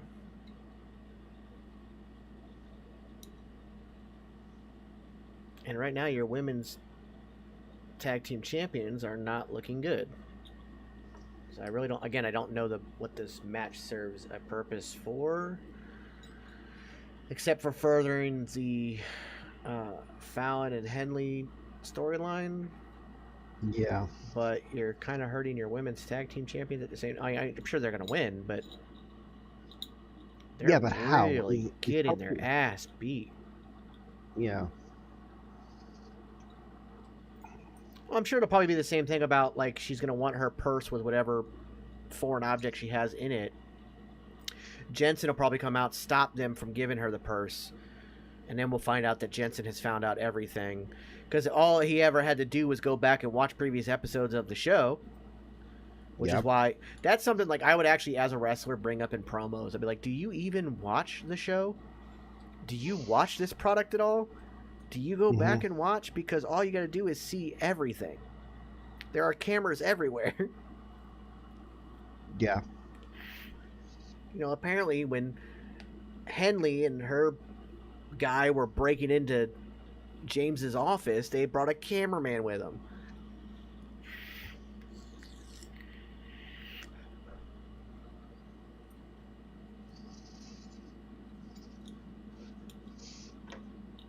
I mean, that's one thing that's always irked me. And there have been times that WWE has actually had tried to put the camera and the reruns and stuff like that into people's and stuff like that with like GTV and any of those See, like that's going above and beyond, like, and that's in a bad way. Yeah.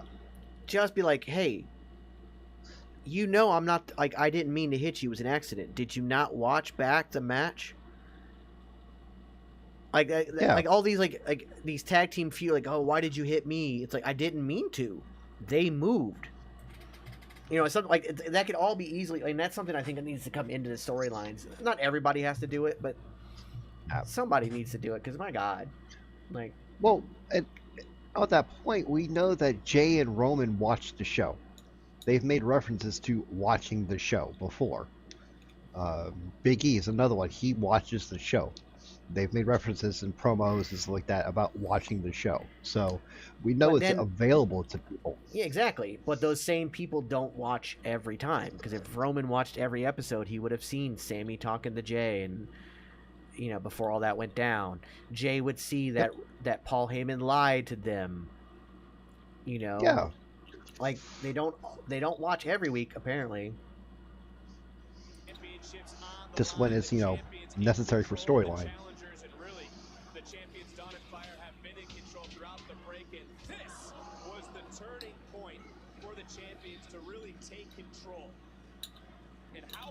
No, they haven't.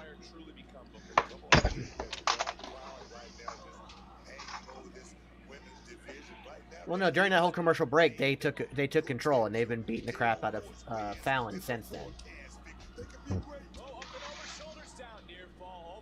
Pardon me. James just cut off as soon as she got back to her feet, and another tag made between Fire and Dawn, and really this unholy union, as you just mentioned, has placed a dark cloud. So Cora Jay's up next. Okay. Not up next. Just said tonight. Oh. It might be next. MVP trophy. Yeah, Duke Hudson's gonna get the MVP trophy for. Which, by the way, that match on the pre-show is great. It did not deserve to be. Yeah, it should have been on the card. It's a shame that Grizzled Young Veterans have asked for their release. I don't know what's going to happen to Schism. I cannot confirm or deny whether or not they got it either. Yeah, that's been back and forth.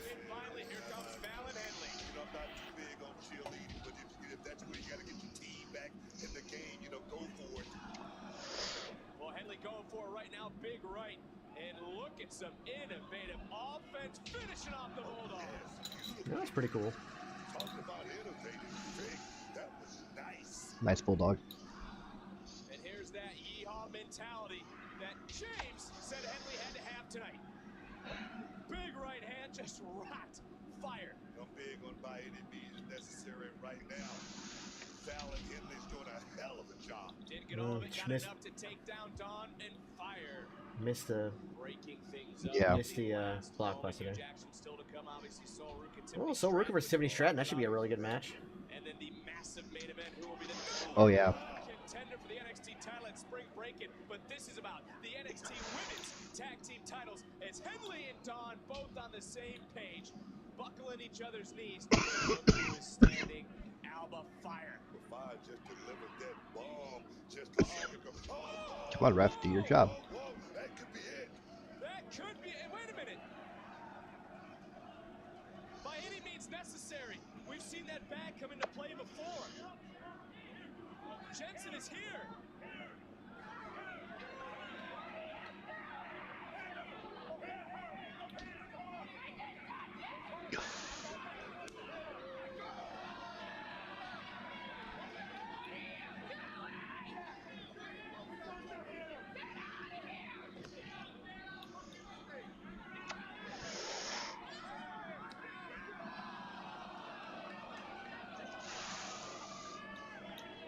All right, so they're gonna split them up. Mm-hmm.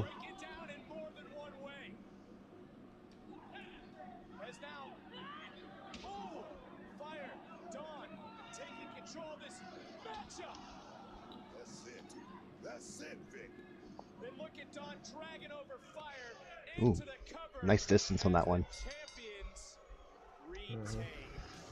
Uh-oh. Here are your winners, and still the NXT Women's Tag Team Champions. And here's the other thing about that. If you really want to tell him that she's cheating and he's not going to watch the show, grab a mic, cut a promo in the middle of the ring. Yeah. She can't interrupt you then. Yeah, not in a backstage promo. To get into this matchup and interject that bag, but it led to the downfall here tonight, just like it did in Los Angeles.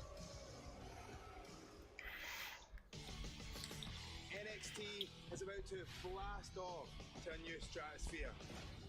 Because finally, Supernova 11 Noam Dar has arrived.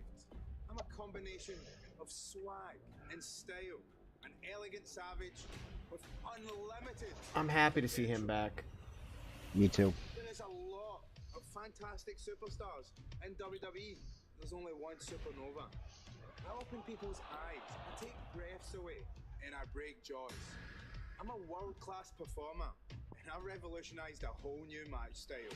The Heritage Cup Rules match, designed to pay homage to the great history of European wrestling. The rules are simple. 2 falls to a finish, 6 rounds. So Heritage Cup, similar to that Ring of Honor match. Your stamina and your technique. It started in NXT UK. Cup and my talents to NXT. I'm the best at this! And I'll be honest, I'm a technical I mean, not really. Nobody can do it like me. Slicing elbows, heavy knees, sharp kicks, slick submissions. The whole lineage of European wrestling belongs to me. I'm the longest reigning and only 2-time NXT Heritage Cup champion.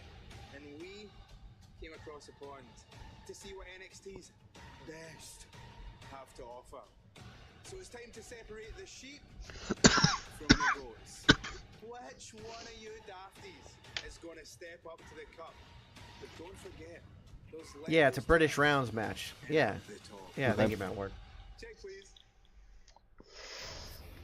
From a prestigious cup to a hero's trophy, we have all been invited to the MVP Awards ceremony by Chase University for Duke Hudson next on NXT. I don't see anybody in Chase U going to any of the main rosters right now for this draft. No, not this draft. Maybe next one, but not this one. Well, part of it is because like Chase U has just recently become one of the biggest things in NXT right now, so you don't really want to break them up. Right. And really the only person truly ready for the main roster, I would say, is Andre Chase. Yeah. Maybe Duke Hudson, but it would be a complete gimmick change, and I think he needs to split from Chase U in a couple months. And it doesn't even have to be like a heel split. It could be an amicable, like he's graduated and he's moving on. Time for you to start going after championships or whatever. Right. That would be fine. But I don't see Chase U being taken seriously up on the main roster. I mean, look how hard they tried to get Alpha Academy treated with respect and stuff like that. And if it wasn't for the bomb matches that Chad Gable and Otis have been putting on, stuff like that, I don't think they would be more than just a comedy act. Jay Coffer, we have, Tommy has reached out and told him some times that we have available for him to come on, and we're not really hearing back right away. So all he's got to do is let me know when he's available, and if I've got the time to put him on. That would be best. We would be more than happy to have him on.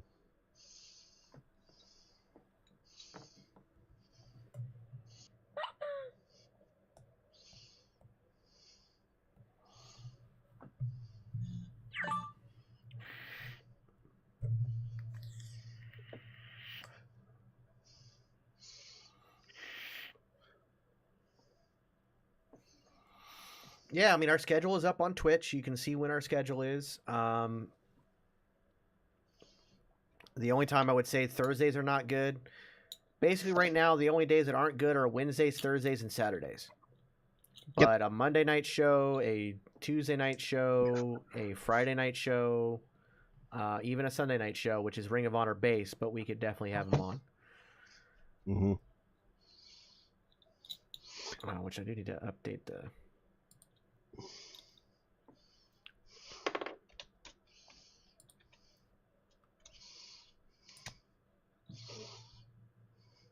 Speaking of interviews and stuff like that, I reached out to a friend of ours from back in high school and stuff like that, Adam Reeves, and would be open to coming onto the show.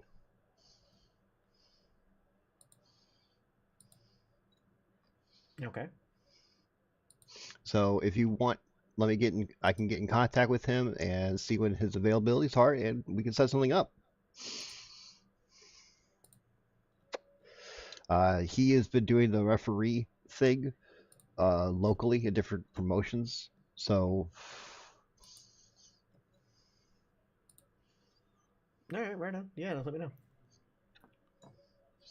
I mean, we can like sit down and recall stories from our teacher smoking area wrestling days. Yeah, I'll be right back. Yes, definitely right. looking forward to Reloaded. It's gonna be fun. Can't wait to see my boy Eddie Torres in person again too. Be right back. Oh, that would be nice.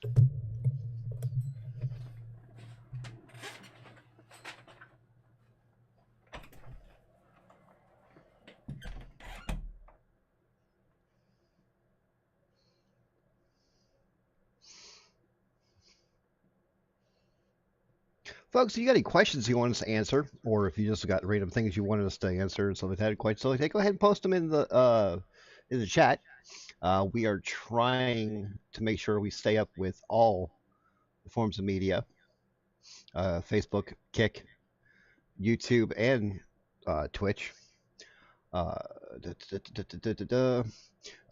We have tons of merch for you to buy if you're interested in stuff like that. Also, don't forget about our sorry about that. Current sponsor, Call of Dragons. We need you to get for PC. Call of Dragons is for this version is for PC. Graphics are intense. Graphics are amazing. Good storyline, stuff like that. Go ahead and if you'll reach your city to level 5 and level 7 and join our alliance, we do have an alliance that you can join, and we'd be happy to have you, and we'll help each other out.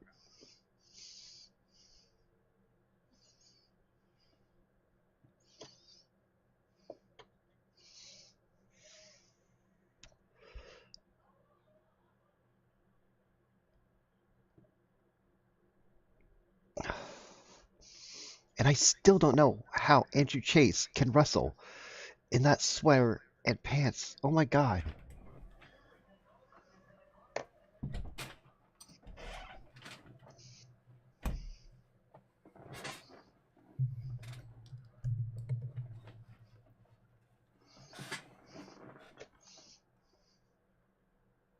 Further ado, I bring to you Andre Chase University's Thoughts of where Cody is going. Cody is unfortunately he's having to do the diversity and needs to win it route right now. So I could see him having this match with Brock and then probably having another match before going against Roman at SummerSlam. Thank you, Mr. Chase. Yeah, I think we don't get the rematch till SummerSlam. Yeah, I think that's your best bet because that's one of the big four. So he has been wrestling like that for a decade now. Yeah, and you know what? That's a decade that I don't understand. But as I stand here thinking about Yes, JC, I think he will win at SummerSlam as well. They got to pull the trigger on that. They really do. On the biggest event that NXT has to offer, Duke Hudson took the entire university, everyone and everything in it, put it on my large back, took them to the promised land.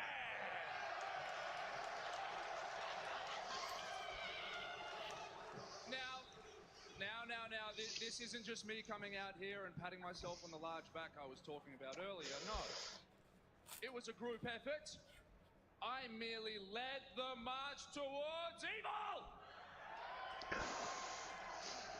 Towards, again, So, to my mentor, Mr. Chase, thank you. Thea Hale, thank you, I guess. And now, Duke Hudson is Chase University's MVP!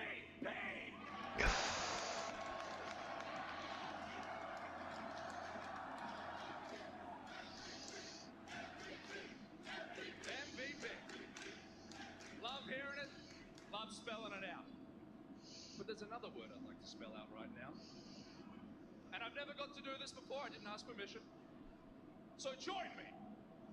Rise from your seats, stand, and join in with me. Here we go. Give me a C. H. A. S. E. T. To break this up.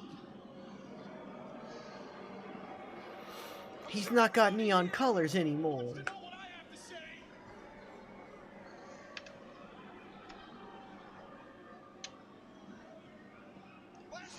Uh-oh.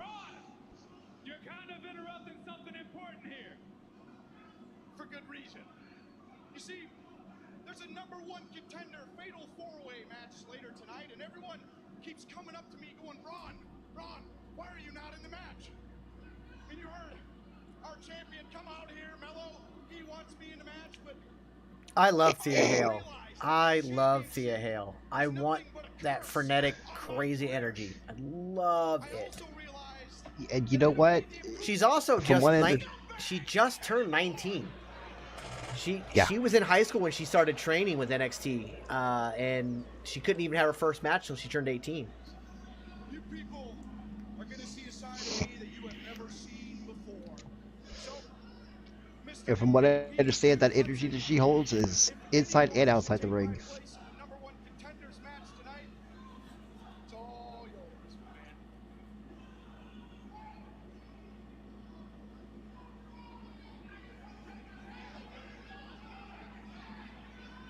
Well, there's your second base. Yeah. If it happens.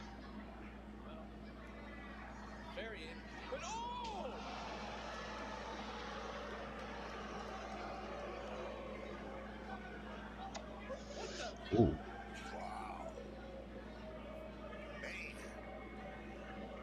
Well, the answers to the questions from last week. I don't know about a face.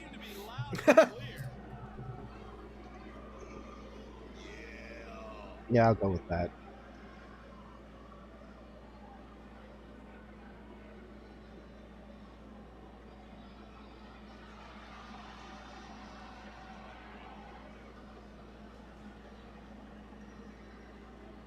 Oh. Yeah, this is definitely a heel broad. When does he think he can come on? There it is. That's where I grew up. In that house, if we call it that. That window. It's where I'd stare out at night, dreaming of the day that I'd get out. My brother and I battling broken trust and dealing with my parents' demons. The definition of a vicious cycle. My mother So he's told open. us that we didn't even deserve to be happy, Well, so as soon as I got a chance, Friday, 7 p.m. Eastern time. We'll have him on the Friday Night Fight Night this week. That works. I am human. I want to be loved just like everyone else does. JC Jane knows all of this. That's why she couldn't let me have my moment as Sandor. Always reaching for something better. Kind of the story of my life. JC Jane broke my heart, my hopes, but she will never break my will. Like the rose I had inked on my arm, my story started out jagged and ugly, and it bloomed into something beautiful.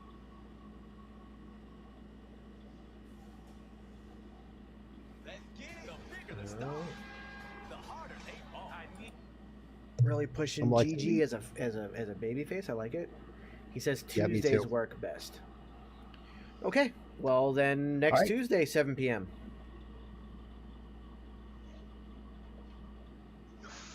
We'll be more than happy to have him on Wrestling with Toxicity.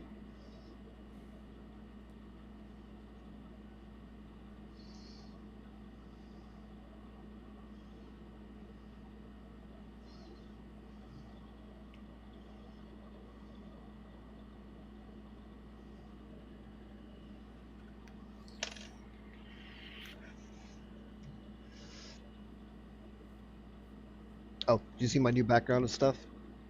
Yeah, I saw it. Unfortunately, do have a little bit of a glare on that Spidey, but we can still see it, Spidey.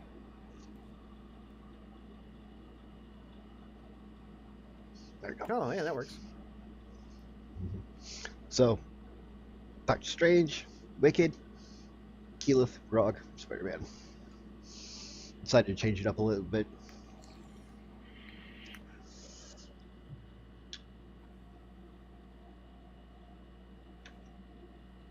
Okay, we'll see him Tuesday. All right, we will be honored to have him on.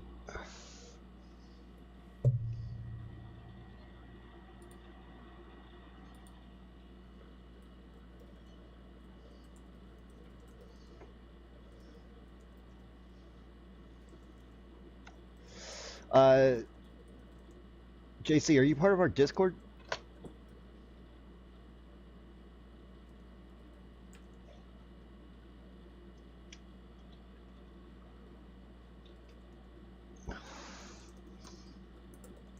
There's a link. Go ahead and join up and stuff like that. It'd be a lot easier to get in contact and get things situated. Or if you message Superbeard on Instagram or TikTok, I'm sure he'll be able to answer any questions you may have. Yeah, it's another way to get a hold of me.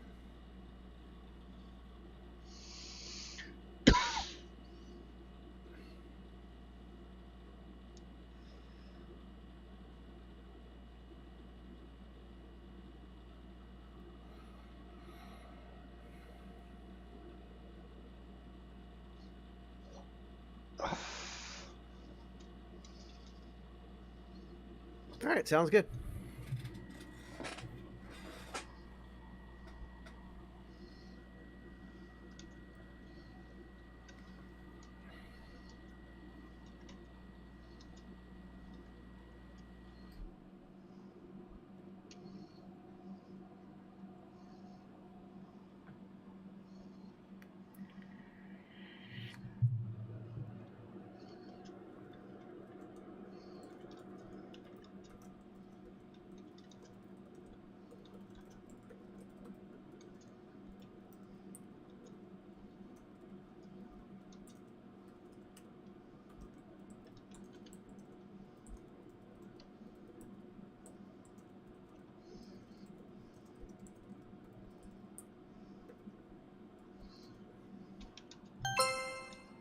It's so quiet.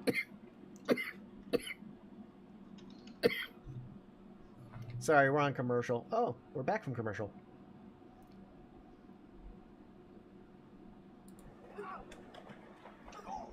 Tony D and Slick or Stick or whatever the hell his name is. They just kidnapped one of the Pretty Deadly guys and stuck him in a trunk. Well, who do you think is going to take the title off MJF? Honestly, I don't think any of the four pillars in that fatal five-way match they're trying to set up are going to do it. I don't know. I don't know what. I honestly, AEW, I don't have any clue what they're doing. It's hard to say anything with them. I don't even know if AEW knows who's going to do it.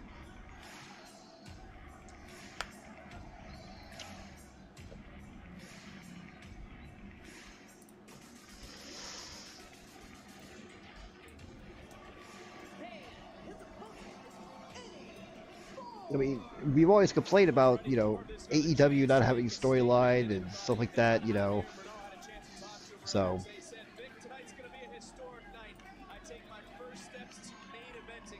By the way, this guy Eddie Thorpe right here, really, really like him. Yeah, he was great in New Japan. Not sure about the DJ gimmick, but we'll see. There's a Native American DJ group called Tribe Called Red. So I think he's trying to pull something off similar to that.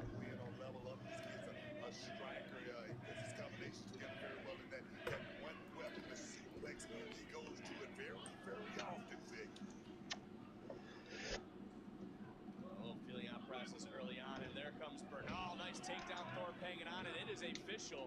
Duke Hudson has been granted, and will have the 4th spot in our massive main event later tonight to determine the #1 contender for the NXT title. But here comes Eddie Thorpe taking on Javier Bernal. Bernal also has been saying to anyone who's listening, if you're standing on the tracks, you don't want to be when the big body train is coming through. Like I say, I see something in Big Body Javi, but going back to what you just said a minute ago, MVP trophy, what the hell is that?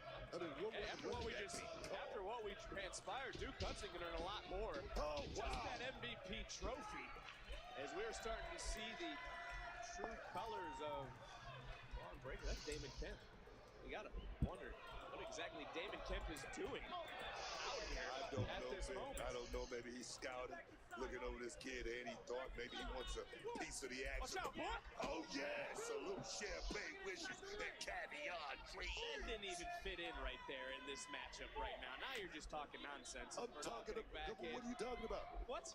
What are you talking about? What are you talking about? I'm talking about Javier Bernal and Thorpe in this moment. A hard-hitting matchup with both superstars. So much to look forward to. Well, at least this one isn't a squash match, so Bernal's getting some more offense in. Yeah. The last time he wrestled, not it was 2 weeks Thorpe. ago. Yeah, it wasn't a squash match. It was a decent match. It lasted 3 minutes. It was a squash match. And he's looking towards the future. I mean, to knock off this kid, Eddie thought would be a start, Vic. And like I said, if he could just stay focused, I really think Big Body Javi has a lot of the tools. He may be missing 1, 2, maybe 3, but he's going to be okay. Bernal trying to maybe turn into a Boston Crab. Now maybe second opinion, trying to figure out something, and finally navigating over, but a nice counter by Thorpe. And it again is Bernal, who said he's done playing second fiddle here in NXT, wants his moment, and he's working towards that. But look at Eddie Thorpe. Let me know that Bernal is thinking right here, trying to slow the action down with this kid, Eddie Thorpe, because he knows this kid's a striker. He knows he's going for that one shot, the kill. Here we go, the kill shot. Yes. Thorpe looking to manifest his destiny. Someone who displays proudly his Native American heritage, and right now dropping the elbow into the cover. The count, and here fall. And you look in the eyes of this kid, Eddie Thorpe, you can tell he's not here to play games. He's not here to make friends or anything like that, Bix. He's about the checks. He's about the championship, Bix. I'm glad Thorpe is doing this in a pretty much post-Vince era or something like that, because if he were to be brought up to the main roster, I could see him doing like a Tatanka 2.0. I don't even know about that. I realize that Vince is kind of out of touch. I don't think he's that out of touch to realize that, oh, that's a racial stereotype that we can't get away with. But as you said, what a win this would be for Bernal. Who gets caught, gets dropped. Talk about that one match that can make you a star too, Vic, and to beat an international star like this kid right here, Eddie thought would be huge, but I don't know. Into the cover, and the Alpha Wolf stands tall. Here is your winner, Eddie Thorpe. Damon Kemp looking on as the big body train has been derailed by Damon Kemp. But again, I ask you, Book, why was Damon Kemp out here? I just told you, Damon Kemp, they want a piece of the action. Some champagne wishes, caviar. Let him in the party, man. I'll just let that one sink into everybody. Really don't like Booker T on commentary. At all. In the locker room area here at the Performance Center.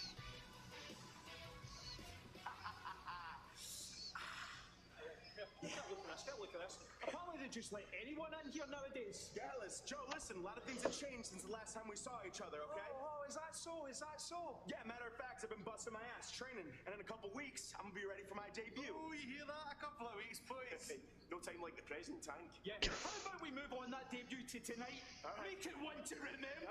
Tonight? Yeah, you want to go tonight? He's saying tonight. He's saying tonight. All right. What are you doing? Break it up. Get out of here. Some things never change. Typical Gallus, only picking fights with those they know they can easily vanquish. Because they know street lowlives only reach a certain level. Hey, like, there's more than enough Gallus to go round, lads. Oh, is that right, Mr. Coffee? You claim to fight anyone and everyone, yet the Dyad have been ostracized from the tag team titles. All you had to do was ask. We'd love another chance to kick your ass just like back in the day. Hey, we're not asking. We're telling you. Well, they may not have gotten their release. And they're probably giving him a title match to kind of appease him. Maybe? Maybe.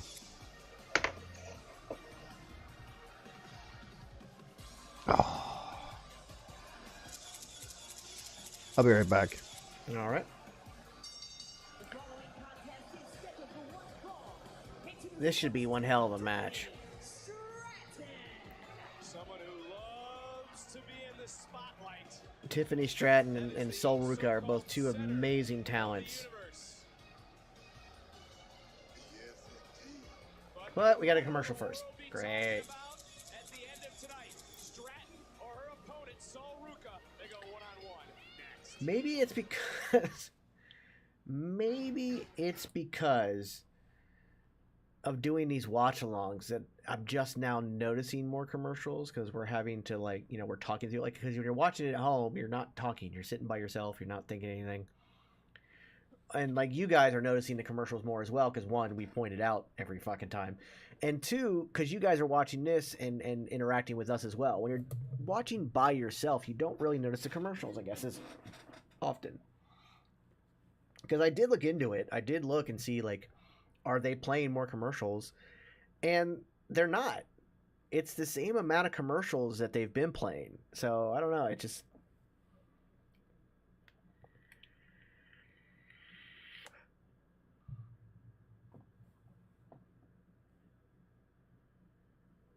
So, we'll see.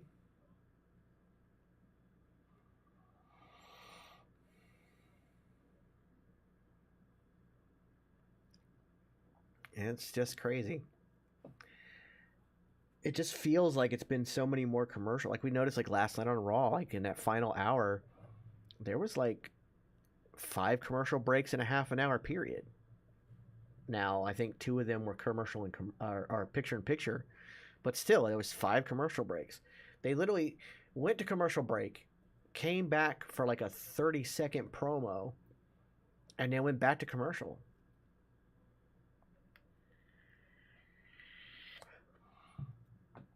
It could also be the way they space them out, because they do try to like keep people interested the first hour and a half on Raw to keep them hooked.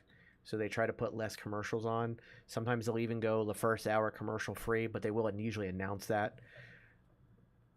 But it's still the, you know, also when you get the first hour commercial free, it's usually because there's a sponsor that pays basically for the advertising for that hour. So we'll see, though. We'll see.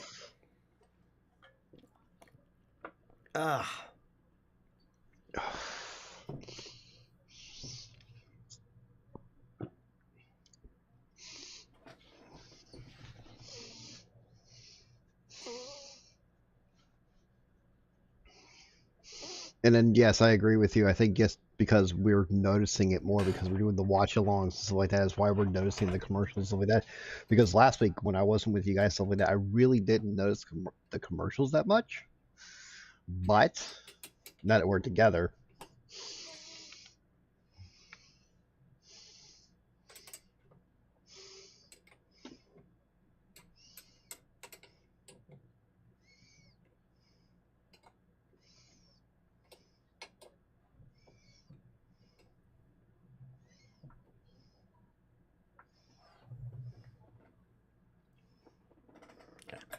just fixing my hourglass. We're getting it's Tiffany Stratton versus Sol Ruca next, so should be a very good match. Should be a very, very good match.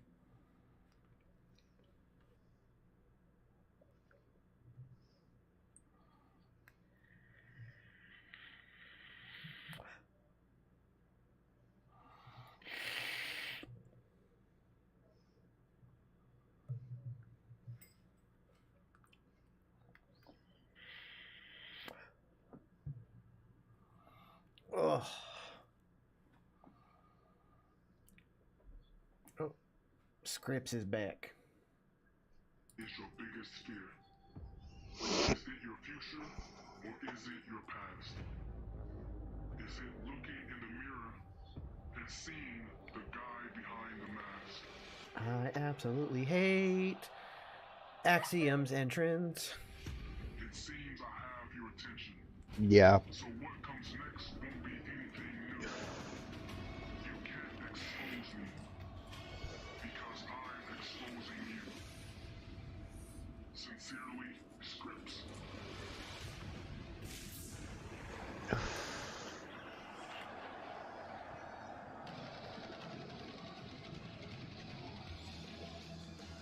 The only downside to this match is that I don't think Soul gets the win, which means we also probably won't see the Soul Snatcher. True.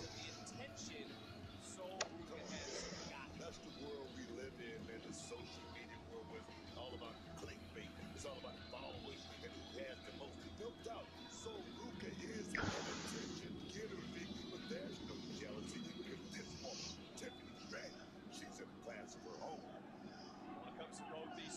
Both these girls can be huge stars in the main roster. Yeah. I don't see him getting drafted away from NXT. No, not anytime soon. Oh, I mean, like Tiffany could probably, but it probably won't happen. But I could see it. Soul Ruka is gonna have to get a little more depth in her character. Right now, she's very one-dimensional. Yeah. One hell of an athlete, and her matches are amazing. But she's gonna have to grow in promos and character and whatnot.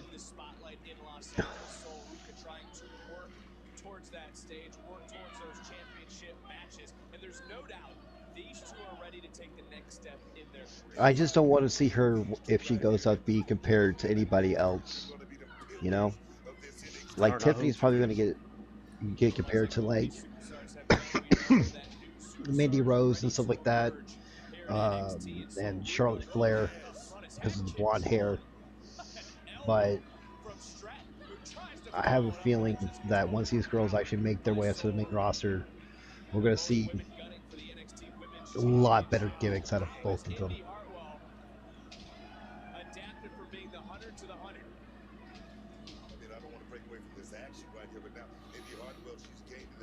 Yeah, I mean, Tiffany will probably get compared. I don't necessarily, maybe Charlotte Flair because of her athleticism, but most likely, more likely, like you said, Mandy Rose or Carmella. But, I mean, at this point, it's going to be rare to not be compared to somebody. You have to understand that. Yeah. Male or female coming up, you're going to be compared. It's just, you know.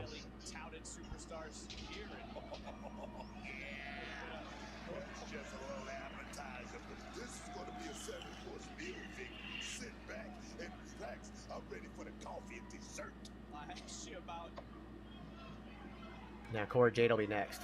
Are we actually going to see some sportsmanship out of Stratton? Yeah. I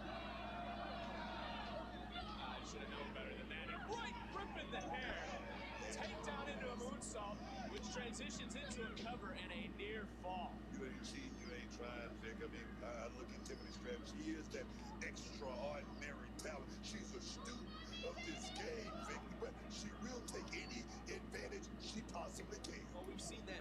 See, one thing I'd like to see Soul Ruka do is obviously deeper in a match, but like a short Irish whip into the corner, she reverses it right into the Soul Snatcher. Ooh, yeah. Like, just give me different variations of the Soul Snatcher.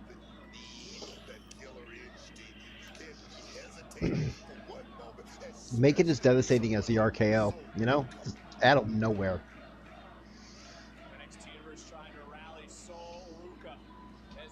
Just took him and right back to the elbow. And you got to start wondering how much damage has been done to the left shoulder and elbow as we've seen Stratton now focus on a body part of Ruka into the cover, another hook and leg, and another near fall. Definitely in dire straits right now. But Ruka's on that fast track to the top. But I think We've got reps, Vic, just to, still got an hour, but we still have, I think, 3 more matches, or is it just 2 more? So we got the Cora Jade coming out. We got the Tank and Joe Coffey match, and then we got the Fatal 4-Way. Yeah. I don't think there's any other matches. So Cora is probably just going to be a blah blah blah. Well, yeah, I deserve the title. Blah blah blah. She's gonna come out and cut a promo. She doesn't have a match next. She's So that'll be 5 minutes, but I just want to make sure that they have time. I really think this take match is, yeah, it's his debut, but it's also basically just to make, hey, for those who didn't know who Joe Coffey is, here's Joe Coffey. Yeah. I'm hoping it's going to be a really good 8-minute match. Coffee and him just go at each other, you know. Some of the strength being showcased. What a power slam. Cover, counted. So close, so close. Just getting up for Stratton. But this is the first one back to their Stratton. Tiffany Stratton, you don't have to think about her cardio or anything like this. She did great. Watch Random Pulse. If he didn't take his mask off, he just talked about taking his mask off back at WWE. Ah. Okay. Second power slam. Will the second time be the charm? And another kick out by Stratton. And Stratton now maybe doing the wise thing, just trying to get out of dodge, trying to regroup, trying to get some breath. Trying to create some space, Vic. Trying to create a little bit of space, and she did a great job doing that right there. So Ruka just ran into that big shot. Well, let Stratton regroup to go to the outside, and now Tiffany Stratton trying to, whoa, inside cradle. Is this going to be enough and another kick out? And everything Tiffany Stratton has thrown, Sol Ruka's been able to counter so close to the rope. And look, give credit to Stratton, knew where she was, ring awareness. I'll tell you right now, Sol Ruka seems to be a little desperate right now, Vic. Not totally on top of her game here tonight. Ruka charging in, oh, gets caught. Oh, yes. And now Stratton looking back as she starts to climb for the moonsault. I love the triple bounce moonsault. It's very, she does it very, very well. What a showing from both superstars. In the end, it is Tiffany Stratton being able to put together. And her setup of that roll slam into it is really smart. Yeah. She is indeed the center of the universe, picking up another victory here on NXT.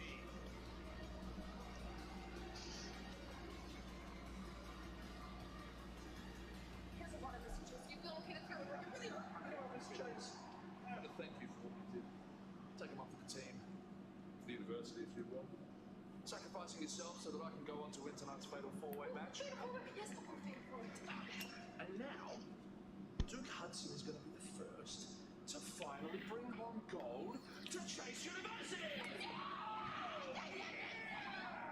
You got it, Duke. I know I got it. A lot going on for Chase U, but there is the resident mean girl of NXT. She returned last week attacking Indy Hartwell.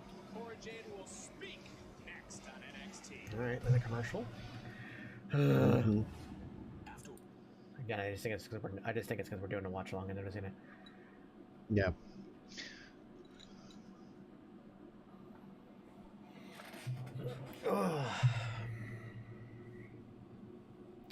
I had looked into going to this show at Backlash in Puerto Rico. Yeah. Because it's a U.S. territory, so you don't need a passport or anything, so it shouldn't have been too expensive. But flights to Puerto Rico for that weekend are fucking nuts. Wow. I was like, oh, never mind. Like, I want to see if I can pull it up.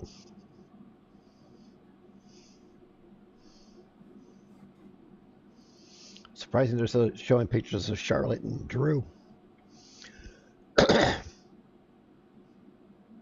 No, Charlotte might be back. And I don't know what's going on with Drew. I'm sure they're going to work something out with Drew, though. I agree with you at CPG last night when you were talking that if Drew went to the AEW, that he'd be wasted. Because he Absolutely. would be. I mean, I don't mean to shit on AEW. However, their biggest problem is storytelling. Matches are amazing.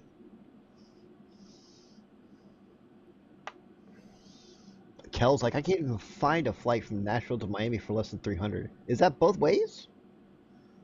Ooh, buddy.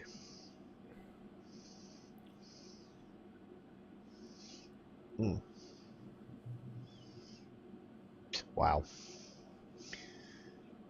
So then from Miami, you'd have to find a way to Puerto Rico.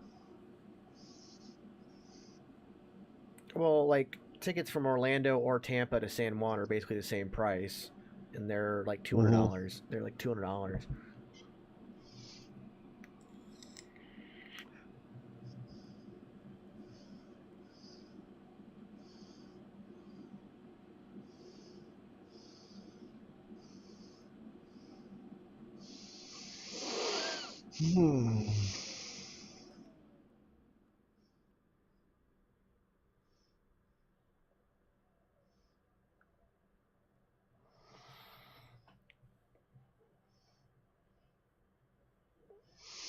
So the movie couple just uploaded a review of Redfield.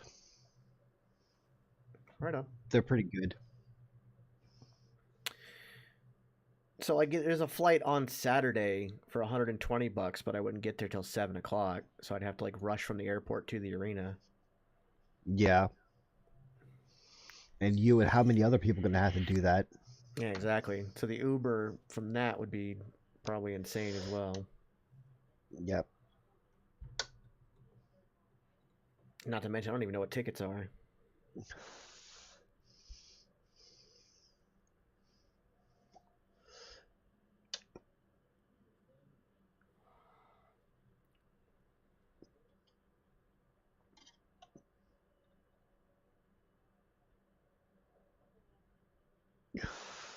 Let's see. What? Oh, tickets start at $209. So I'm not going. Yeah. Jesus.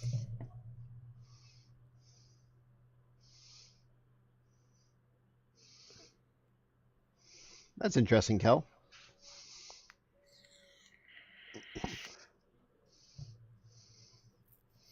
So Kel's got a wedding in Miami for a TikTok friend. And I would not recommend, even if the flight is cheaper, flying into like Tampa or Orlando, because you're still got like an 8-hour fucking drive from there to Miami. And it is long and it is lonely. You definitely want to fly into Miami if you got to go to Miami. Yeah, I made that drive in a box truck from Lakeland area to Miami, and that took me like fucking 8 hours. At Stand and Deliver, Gallus played their ace in the hole when they had Joe Coffey come out so they could escape with those titles. But now, Do we see Diamond Mine getting drafted? keep crossing their arms and trying to act big and tough. Not Diamond Mine, but maybe the Creed brothers. We're issuing a challenge. Creed brothers versus Gallus Okay. for the NXT Tag Team Championships. I mean, they might bring up Ivy Nile with them just to keep them together and give her something. I don't know. We're not done with Gallus yet. Yeah, that's right. Our focus is I just don't want Ivy to become Scarlet. You know? Like, No, the she whole... wouldn't. Like, she would definitely wrestle, but she still needs a lot of work too. Mackenzie, to the surprise of no one. It's a cosplay wedding? Of the universe. How I'm not the number one contender completely fascinates me. I mean, I know Indy Hartwell's like totally scared of me. I've beaten her twice within like 3 months. She's like the most beatable champion like ever. Huh. Is this another Tiffany epiphany? Gross. Toodles. Welcome to the generation. The line is getting longer for the NXT Women's title.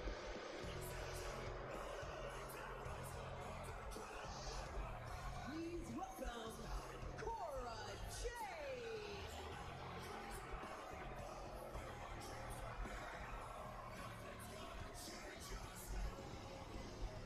Oh, update on Nikita Lyons. She'll be making her return in 3 months. Damn. Yeah. Apparently this was major knee surgery. Well, apparently it goes all the way back to her dancing days, and she just put it off and put it off, put it off, and finally had to get it done. Yeah.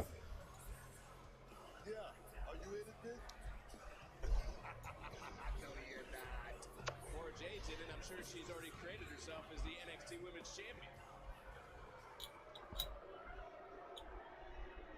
Do I have everybody's attention now? Last week, I returned to find the NXT NXT women's division completely flipped upside down. So I believe it's time to start humbling some people around here, shall we?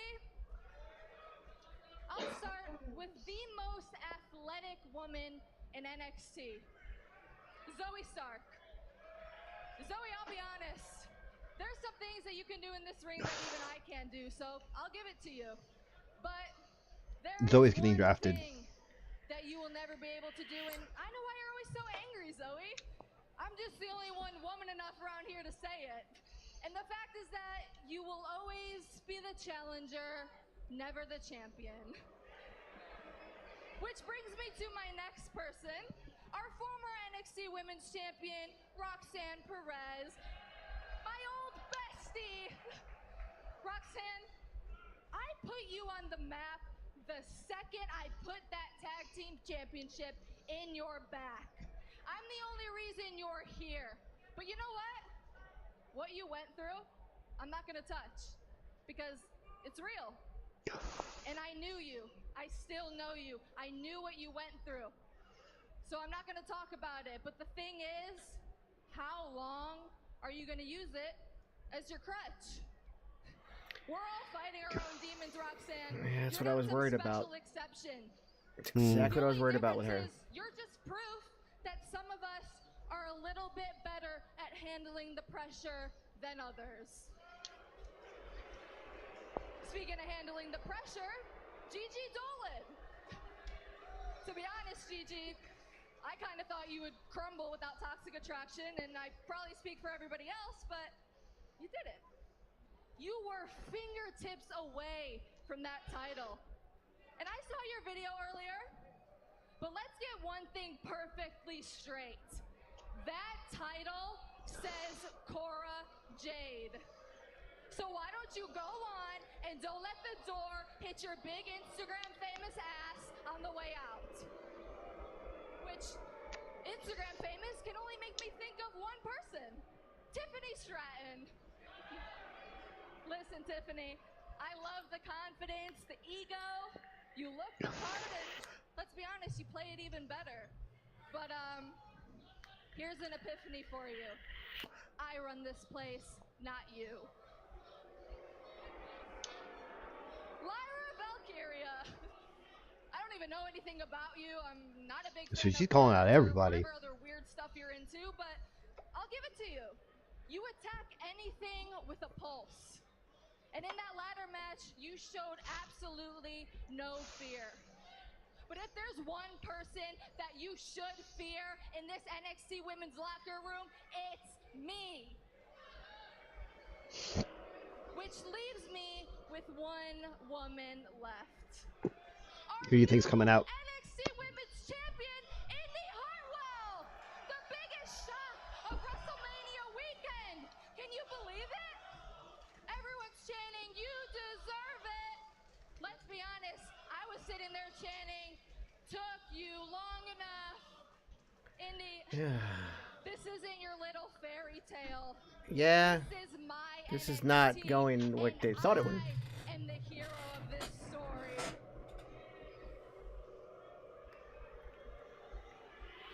It's the truth.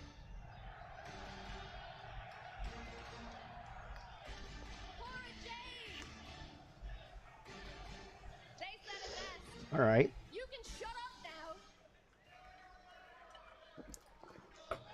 You can cut through the women's division with your vicious tongue. But let me ask you, what's the reason behind it, Let me be blunt for a second. Is it because, in your absence, the entire women's locker room took a step forward? You know what, why don't you just do us all a favor and go fly off to wherever else the rest of the women's division is?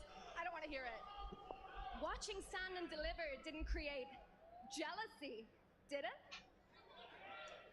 Oh, I bet it was a big reality check. A real humbling experience. Look at me, Cora. Look at me. If you want to come back, a house on fire, and reach the peak of the mountain on the microphone, go right ahead. I'll give you your crown right here and now. But when it comes to that championship, if you even go near it, I'll rip your eyes out. Oh!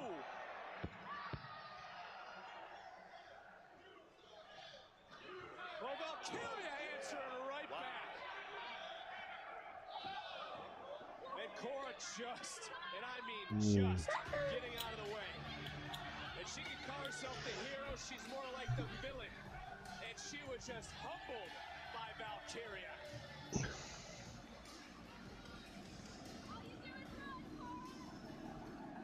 While the intense Ilya Dragunov is extra motivated. Actually, Kel, that's not a bad idea. Oh, wait a minute. There's another match. Dragunov versus Wagner, and if Wagner loses, Stone walks away. So Stone's walking away. Well, there's Breed's boyfriend.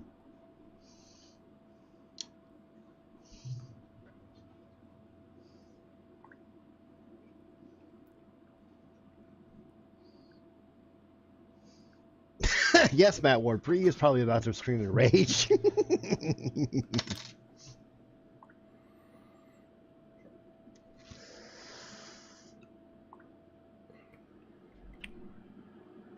You know, I'm surprised we haven't seen anybody from right now is Wes Lee. Yeah. Well, I mean, they do have a lot going on. Yeah, but he's a champion. Yeah, but it doesn't have to be on there every single week.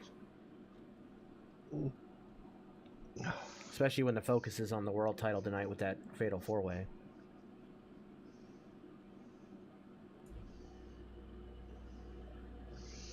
Really, Matt, what bragging rights do you have over John and Nate right now? He probably beat them in the game as himself and the tag team partner. Or a fatal 3-way. Or a triple threat match.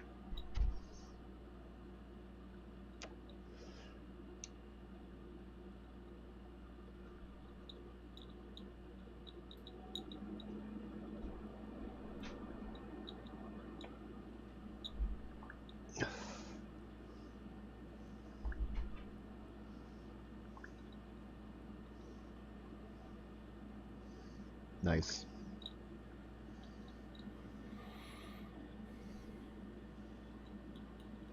Oh, and the dad trainer E-Fed? Nice.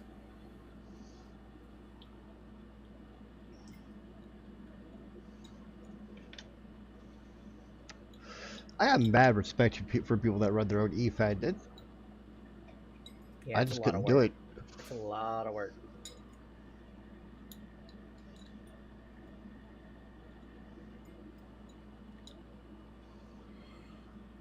Oh, phew.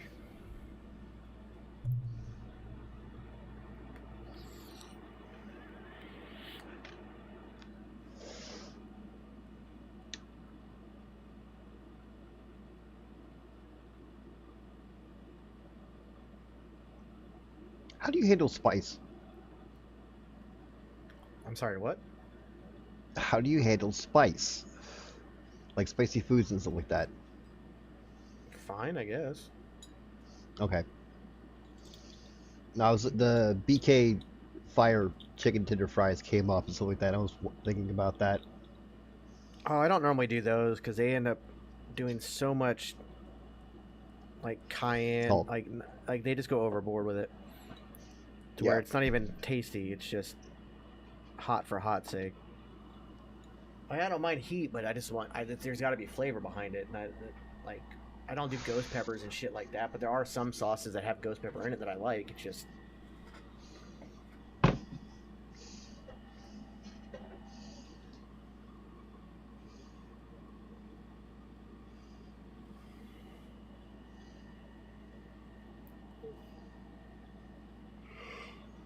oh, excuse me. Oh, excuse me.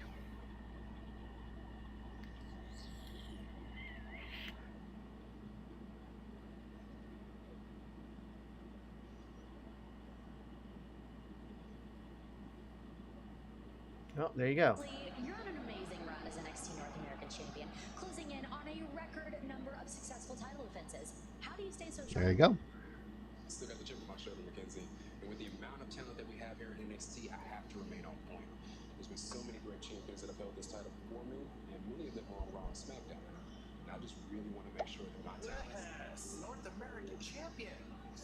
Your match with Maxie last week was just so good, and I am just such a fan of your high-flying ability. Our only question for you is, can you get it done? There's a piece of me that wants to see West get called up, but there's another piece of me that doesn't. You're talking about like the whole styles makes fights debate. I'm pretty sure Not a debate. It's a one-sided argument. Wes, how are you supposed to run and jump your way around the ring when your ligaments are torn and you're all tied up? And the only option you would have is to tap out. Only option now? I mean, look, I have a feeling I know where all of this is going, y'all. If you want an opportunity, simply say so. You know I'm down. Bring your game plan, bring your strategies, whatever you want. I only have one. Keep this. Now, if you excuse me, Kinsey.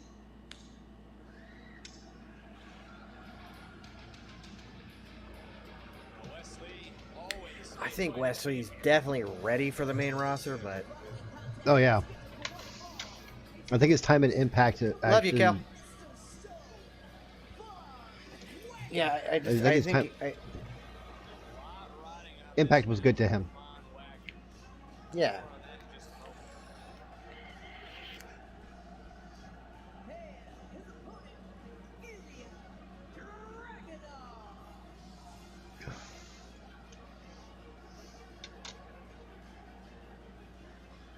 Enjoy SummerSlam like never before with a WWE Priority Pass. Here's your chance at exclusive experiences, including premium seating, all-inclusive pre-show hospitality, interactions with WWE superstars, and much more. Find your package at on-location. Yes. Yes. The caveman in the ring is Von Wagner. The caveman in the black leather pants. I'm glad his pants and not shorts. Let's refocus on the task at hand in this moment. Ilya Dragunov, Von Wagner, because Von Wagner loses. Hey, Bree, how's it going? Tune in just in time to see your favorite wrestler, Von Wagner, get a match.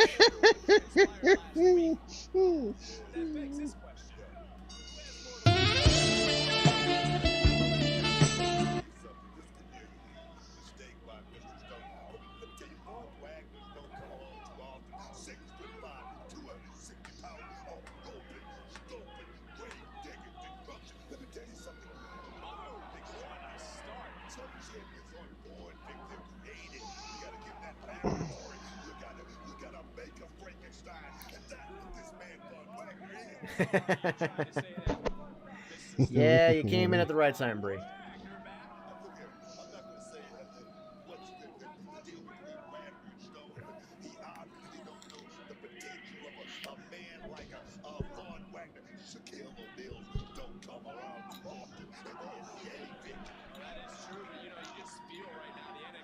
Shocked what they're witnessing because Von Wagner's come out here and is decimated. Ilya Dragunov, take another look. Check out the distance, the height, and a nasty. There are people in the crowd cheering for Von. Yeah. That's how much he's hated.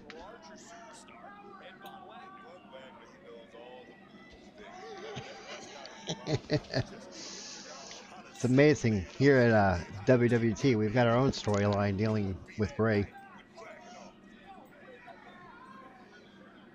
argument between the two, that being Stone and Von Wagner. Stone was yelling, win the match. Von Wagner trying to continue to beat down and hurt Ilya Dragunov. And look, not many men will stand up and look Von Wagner in the eye and not be intimidated. Ilya Dragunov is one of those men. Dragunov is not going to be intimidated by anybody, but he's dealing with a man on a mission right there. Von Wagner needs this victory more than anything. I'm going to tell you, Vic, a win over the Mad Dragon will set you up for all the way.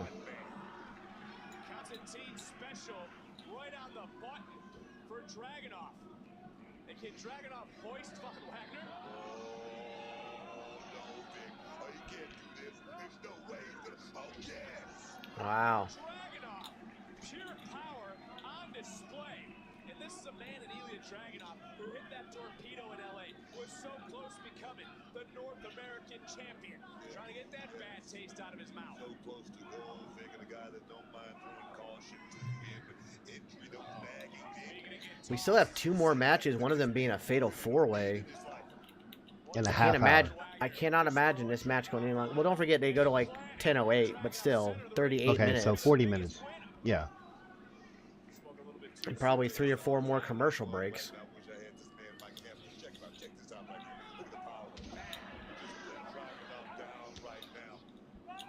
Now just trying to swing away and get connected, but Dragunov snapping right back. And it was Dragunov last week who told Von Wagner it's better to be invited to the fight to have to sit at home. Good night. And what a blow from Dragunov. Setting his sights and then going right through Wagner. Cover, count, goodbye, Mr. Stone. Here is your winner, Ilya Dragunov. Take nothing away from what Von Wagner came out of the gates with. Heavy artillery, as you would say. Looking good, Vic. But right now, you look at this man. Look at this one big shot right here by Ilya Dragunov. Oh, man. Right on. Gee. Again, we've seen that. I don't ever want to take that. I'll tell you that. Ugh. That torpedo when Ilya Dragunov championship gold in the past. Here tonight, huge win for Dragunov, and we know what's next for Von Wagner because as the stipulation stated, Mr. Stone is done with Von Wagner. Yep, the Rays are 11-0.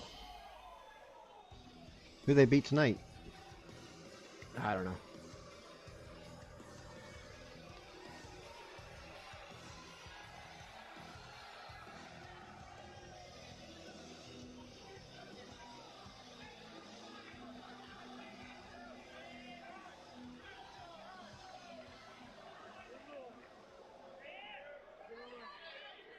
You say the pain makes you feel alive? That's great. Because I'm gonna make you immortal. All right, Harrison.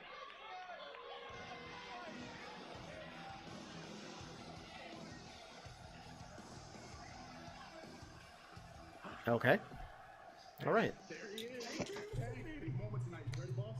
I wasn't supposed to debut for a couple more weeks. Brother, this is the WWE, man. You gotta be ready for any given opportunity. All right, you're right. Besides, this is my first run with Coffee and Gallus. I mean, Joe Coffey, everywhere he's been a player. He's been a top guy, and that means tonight, I get to show the world what I'm all about. Yeah, man. Hey, this is your moment, man. Go punch it. You got this, boy. Come on. There it is. Come on.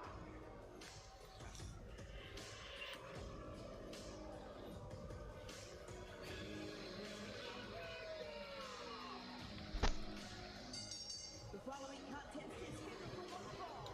Introducing first, accompanied by the NXT. I want to thank all the people hanging out with us tonight as we watch NXT.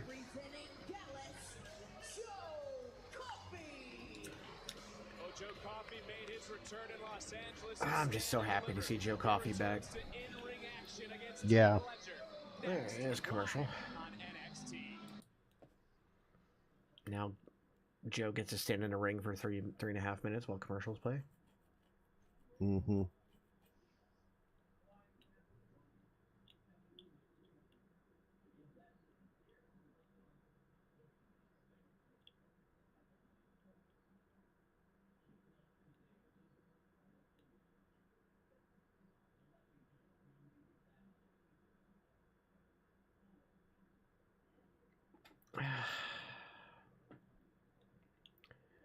Do we really need another celebrity prank war show? It's on E. I know. Which kind of makes it worse. Yeah. I don't know. Kind of feel like those days are just kind of behind us. Yeah.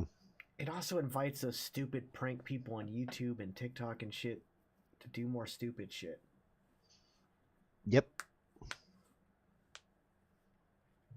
I mean, same thing happened when Jackass first came out. There was like 5 or 6 copycats out there that got kind of famous.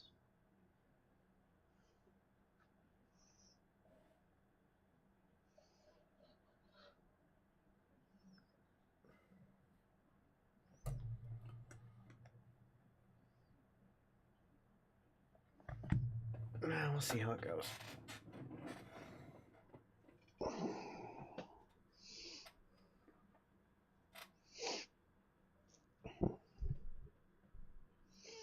Oh. Guys, don't forget, as we go for a commercial break, number 9,412, we are also sponsored here at the TGN Networks.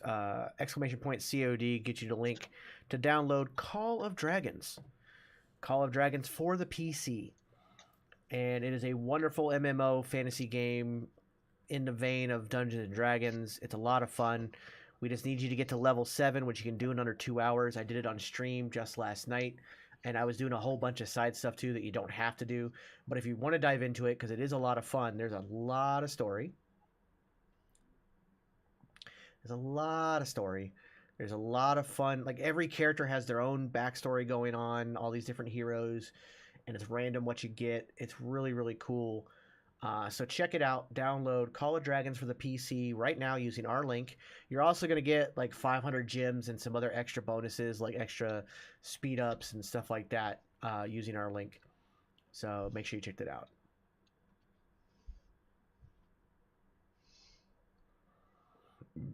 Also, if you want to help us out, folks, check out our merch. We do have a lot of merch for sale right now, and that would greatly appreciate and help out the channel. It'll go a long way. Thank you, AJ. We will probably be raiding somebody when this is over. So we'll see who's still on, what time we get done with that, and who we're going to raid.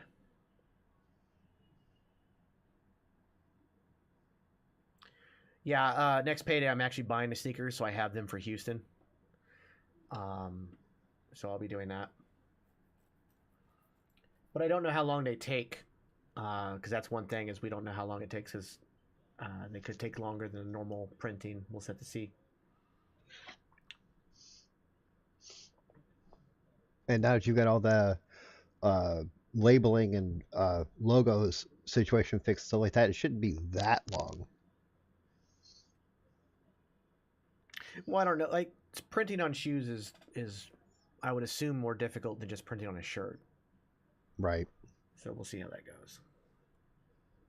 Of preparation, will it be McDonough who will meet Carmelo Hayes in 2 weeks, or will it be one or the other in the fatal four-way main event matchup later tonight to determine the new #1 contender at Spring Break-In?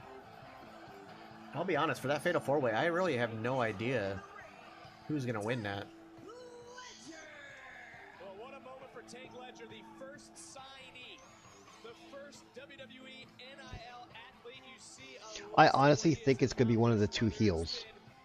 In academics, whether it's been on the football field, a former team captain, defensive lineman at Northwestern, but has all that prepared him for this moment. Look, this is his debut. Emotions have to be. Bree, are you still in chat? I don't know, man. I don't know a lot about Tank Ledger, but I can say this: I respect Tank Ledger for cutting his teeth the proper way, going through the right channel. I'm sure she is, AJ. Yes, I'm sure AJ. she is. A lot of people are. I don't know if I've ever enjoyed on both men or women that one short, one pant leg look. He has been part of Gallus, who has been so dominating no matter what continent they've been on. And Joe Coffey's in a foul mood today. Not just that, Vic, that suspension. Just being It's stupid. unjustly punished. You know, that could change a man. Yeah, that's what I was. I don't know if I like that look. I didn't like it on Zack Ryder. I don't like it on this guy. He was suspended for the right reasons as Tank Ledger knocking Joe Coffey off his feet. Cover, what a win this would be to you. You'd have to say this would be an upset, too. All that may be true, what you just said, Vic, but it doesn't make it any different as far as the way Joe Coffey feels. Joe Coffey feels like that time off was his worst enemy. Booker, shut up. That right there, trust me, it creeps into the mind, being at home, not making that money. Yes. Well, that you cannot argue with. And you saw the back and forth these two had earlier, where some would argue that Coffey baited Ledger into this matchup here tonight, as Tank Ledger trying to control the pace of the matchup, but just being overpowered by Joe Coffey.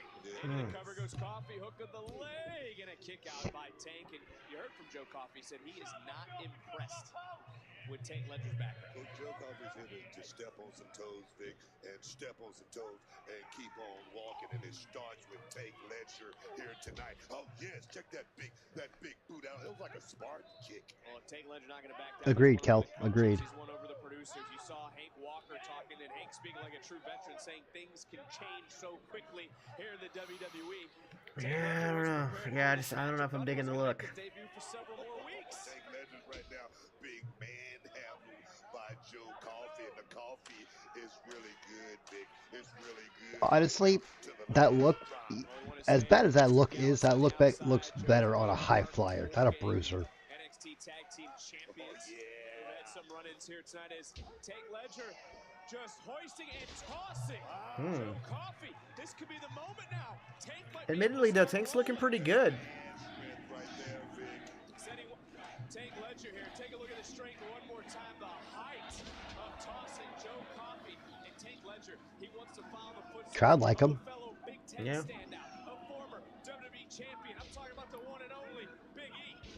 What? Big E? Yeah, Big E. They do look a little bit alike. I see the resemblance. This kid right now, this kid Tank Ledger, he's heating up. We might be going into tank mode. Yes. Come on, is this going to be enough? Tank's got it. I mean, Tank was so close, but right now, he's never been in this sort of water before. Oh, yes. Those butterflies, Vic, this kid probably has butterflies. Right now, those butterflies are lining up, and they're about to fly straight. If he can just land this one big shot. Coffey, the veteran, hold on to the top rope for dear life and able to slither his way free. And nobody home for Tank, but on the big single. And left hand. Coffey might have broken his hand. That was right out of the pugilism playbook right there. But Nick Levy shot to the jaw. What is on the mind now of Joe Coffey? Okay. That's interesting.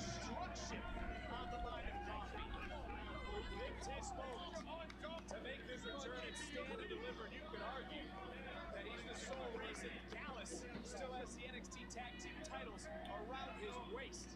Tank Ledger, Say their waist. probably wishing he's had Bill Ziggler a couple of weeks before this big debut. God, for the bells.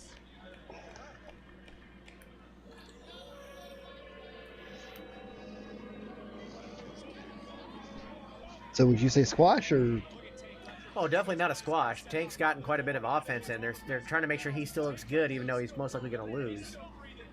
Yeah. The fact that he had to take 2 finishers from Coffey.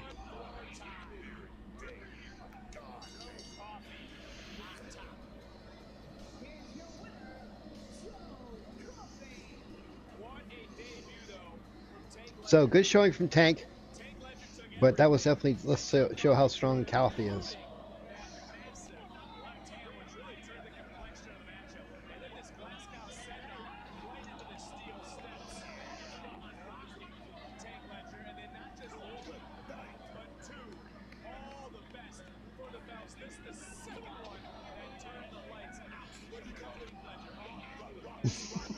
Cal, we would be more than happy to have you on. Yeah, no, Kel, come on up.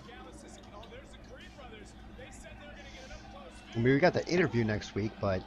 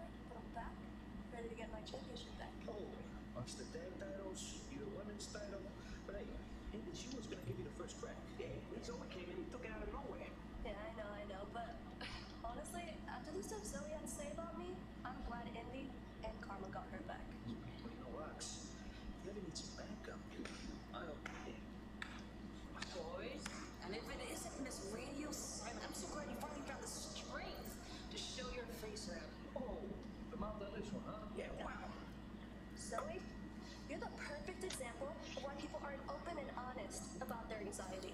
It's people like you that don't get it and don't want to try to understand it. But understand this. I have all the strength to beat you next week. Nice. Hey, Zoe, let me ask you something. Why you over there? You wanna jump us? Hey, wanna jump us? And we left it. Hey, we can jump. Wait, I thought... Wait, what? I thought they put one of the guys in the trunk. Can you get out? Of course he got out.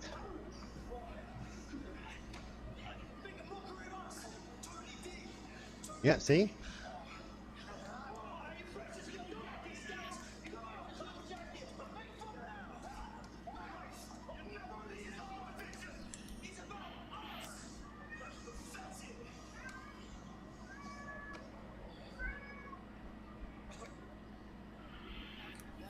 Booker, there is chaos all around us, and in a matter of moments, these four will compete in a fatal four-way to determine the new #1 contender for the NXT title.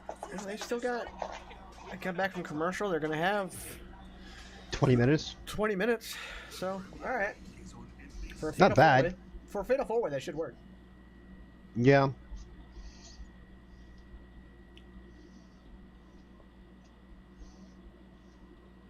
Oh.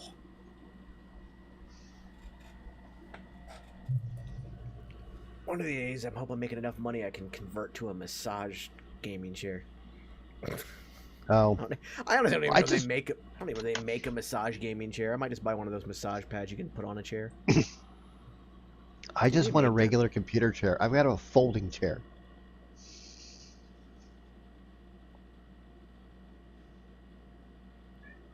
Oh, they do make them. Oh. Wow, actually, that's not a bad price. How much? It's so they got the G Tracing gaming chair with footrest and oh wait, it's only the lower back that it massages. You need a full back. Yeah, I need the full back.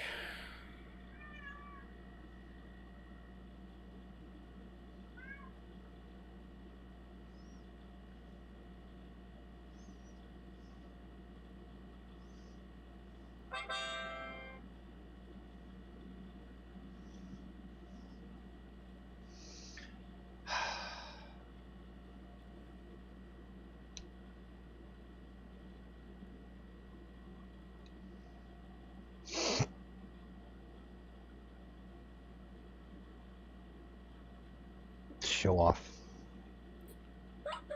Yeah, I mean, it's only at 99, only 99 bucks. Yeah. But it's just it only massages at the lumbar. Let's see if I can find any others. See what they cost. Kel says he loves the footrest on his. I bet he does, bitch. Love you. Like I said, show off. Wait a minute, is this one? See, this one's $300. Okay, it is a full. It is the full massage, I think.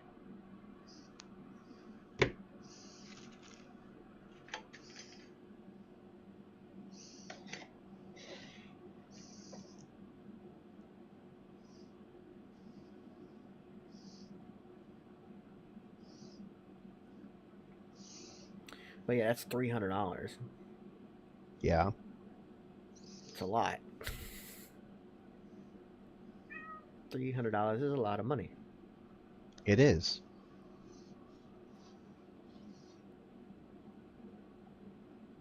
Especially when you're on a limited budget.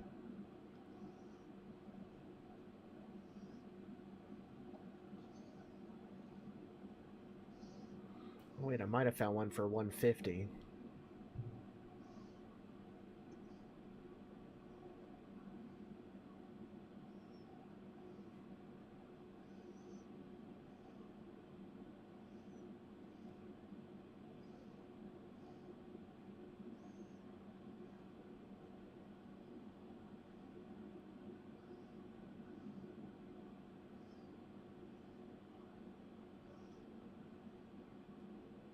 Oh no, nope, doesn't have the massage. Yeah, so full body, so I'm looking at like $300 at least. Oh wait, here's one for 200. Still 200. Yeah.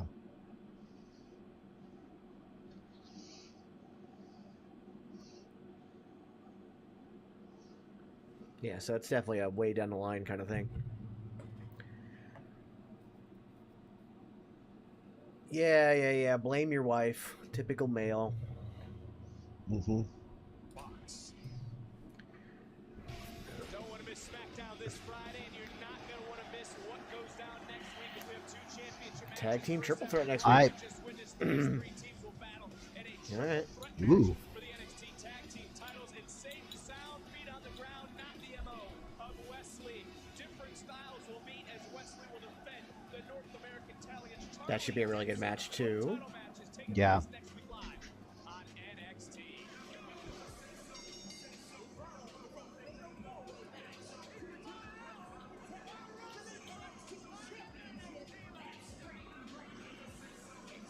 Oh, good. There's already 2 people in the ring.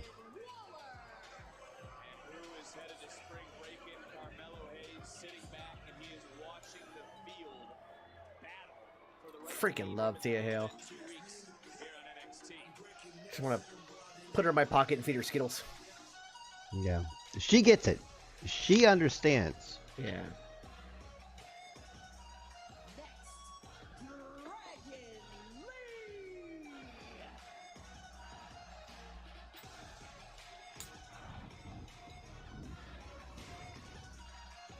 A superstar certainly who wants to add to that resume. Oh, wow.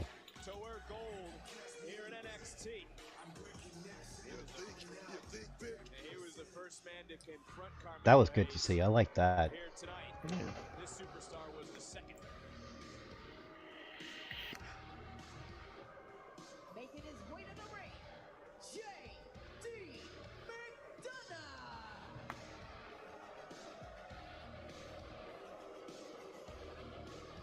Next time NXT comes to you with a premium live event, it is NXT Battleground. Tickets are available now, Memorial Day weekend. SongaCenter.com for more information. Who knows, Book? One of these 4 could be the NXT champion come NXT Battleground, because the winner here tonight earns that championship opportunity 2 weeks from tonight at Spring Breakin'. And we've talked a lot about Carmelo Hayes and the NXT title. How about the NXT Women's Champion, Indy Hartwell? She has been doing press all week long, and she certainly heard what the women in the locker room had to say about her. Understanding what it means to be champion, Vic. I mean, it's a very, very serious, privileged spot. And we have 2 champions that certainly carry those championships proudly.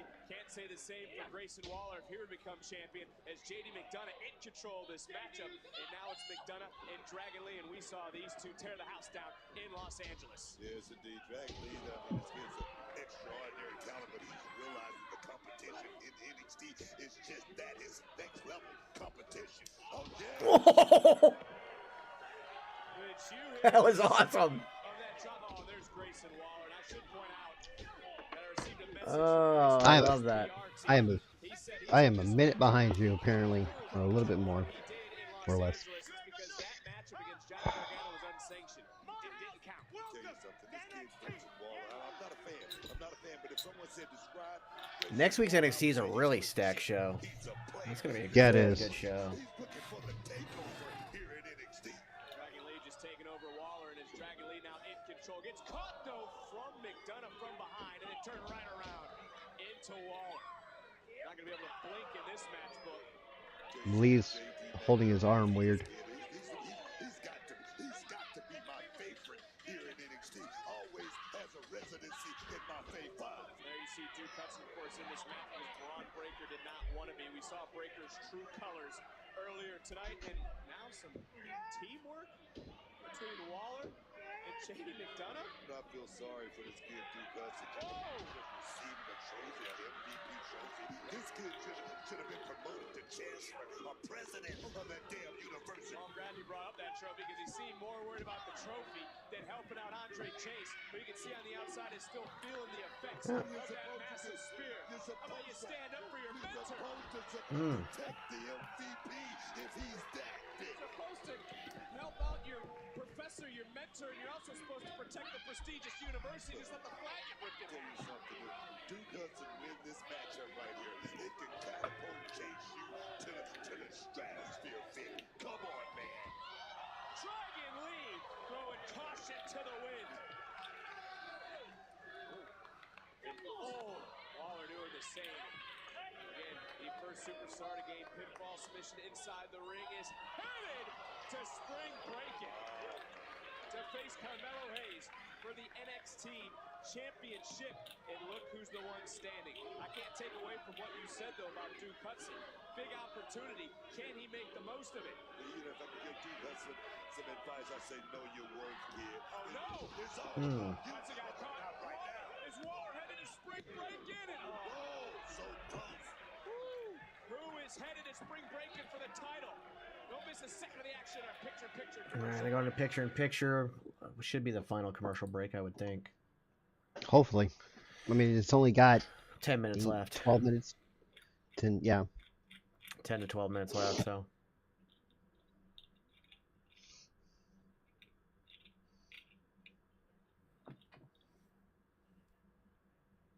Let's see how it goes. Hopefully.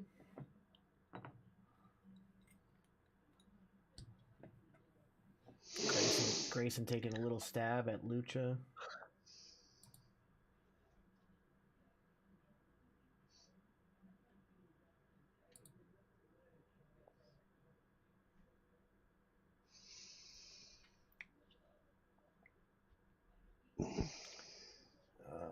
Just trying to think.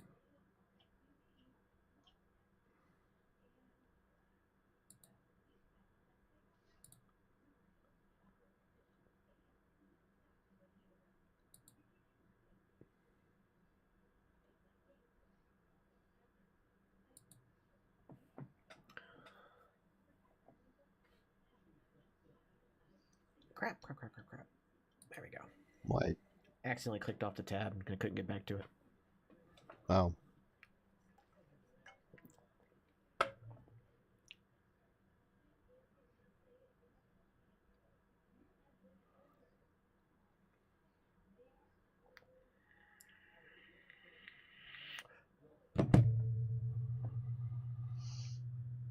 By the way,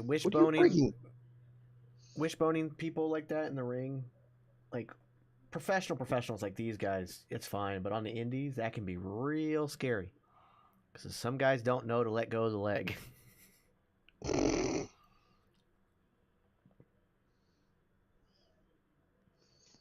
End up with a legit groin tear.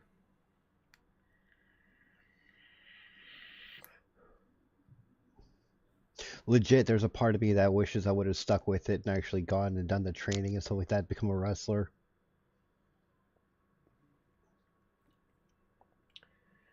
I kind of wish I had been able to stick with it and had been for the injuries and whatnot. Mm-hmm. It's a really expensive lifestyle. It's hard to get to a position where you're making money at it.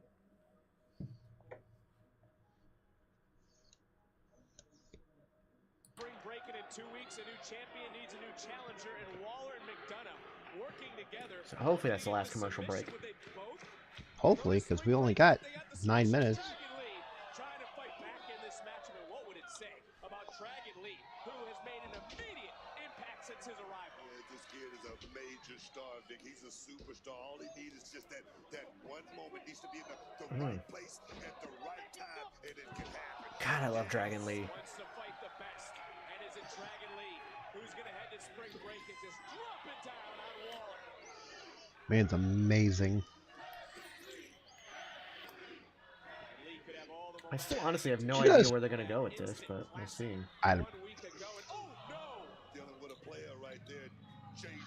Faces are in red, heels are in black. Making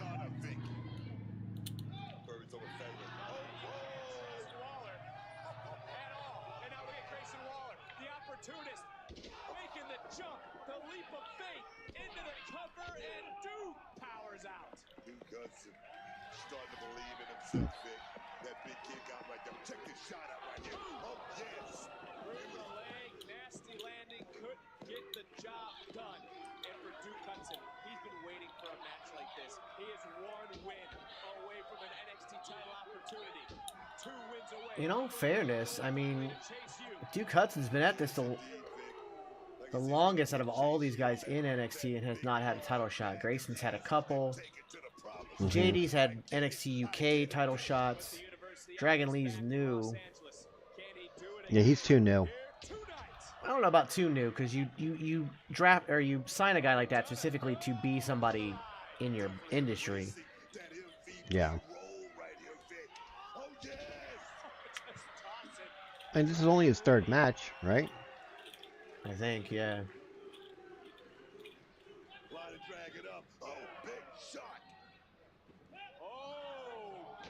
Oh. Big done.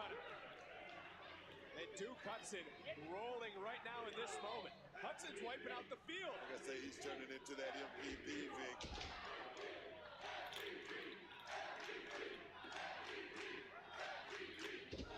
And could he become the #1 contender? Oh, that's right. Thanks, AJ. Yeah, JD fought Braun for the title last year, too. Yeah. And Hudson realizing as soon as he got in control, he saw Dragon Lee pop right back to his feet. That's what makes these fatal 4-ways so difficult. Hudson is so close right now to get Vic. Field is down. Field is down. This could be Hudson's moment. Wow.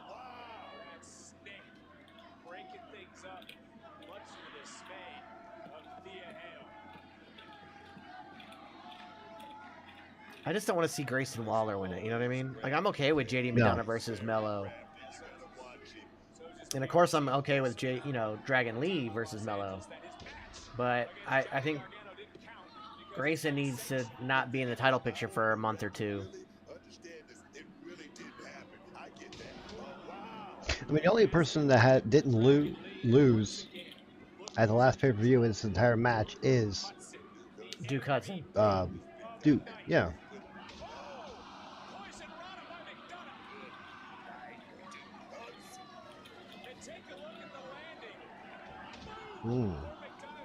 That's brutal. His armor of invincibility is cracking after 1 week of champion, and McDonough stringing together some offense. Talking about a guy that's looking to become champion here in NXT. He's already been champion overseas, but right here, Vic, he's looking for that. Oh, yes! That's going to be enough for McDonough, crawling into the cover to become the #1 contender. Double stop the top to break up the count. This is really, really well done. Good ramp up. Dragon Lee to break the count up for this matchup to continue. 4 superstars, 1 opportunity in 2 weeks. Who will meet Carmelo Hayes for the NXT title at Spring Breakin'? Who's going to beat that man? Who's going to beat Carmelo Hayes? Who's going to be one of these superstars that's so close? Ooh. Dragon Lee now, not waiting. Oh, and McDonough, what a roundhouse. Connecting, locking Lee and McDonough, scaling a huge He's going for that big Spanish fly. Countered though by Lee. Oh, he's in the drop zone right now. Say that again. McDonough's in the drop zone. Oh, yes. Right down into the chest, picking up speed, flying through the air. Dragon Lee called his shot earlier tonight, and much like Mello, Grayson's gonna steal it, I think. Yeah.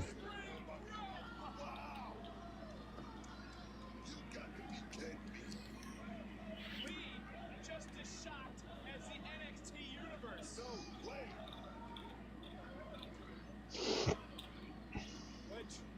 What's going through Dragon Lee's mind at this moment? What is it going to take? That's what's going through his mind. What is it going to take to get a victory? What is it going to take to get that one moment that I'm looking for? Oh, yes. Things starting to break down. All 4 superstars up. Oh! Oh, maybe not. Can't say the same for Grayson Waller. And once again, it's Hudson. Duke Hudson standing tall. What a moment. What a moment. This would be for this young man. Doing a party in the quad. It's going to be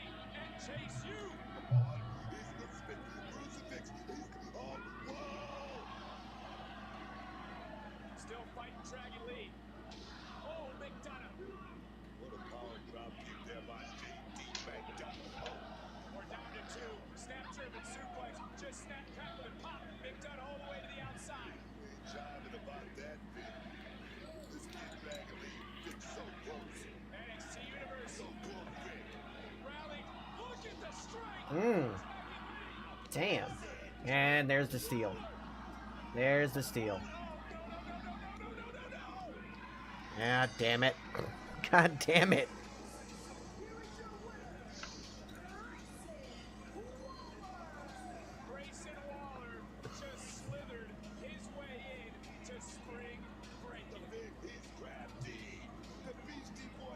Good match, really good match. Not the right winner, but still really good match. Yes, it was a very good match, but damn it.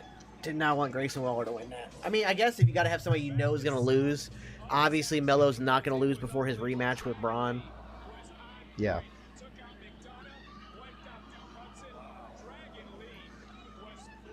You know, I guess... I mean, but then again, we're armchair booking, so... You crush Melo's momentum if you have him lose in his first title defense to Grayson fucking Waller. No, I was talking about this match. Waller's going to lose to Melo. Even as an armchair booker like we are, we see the momentum crush there.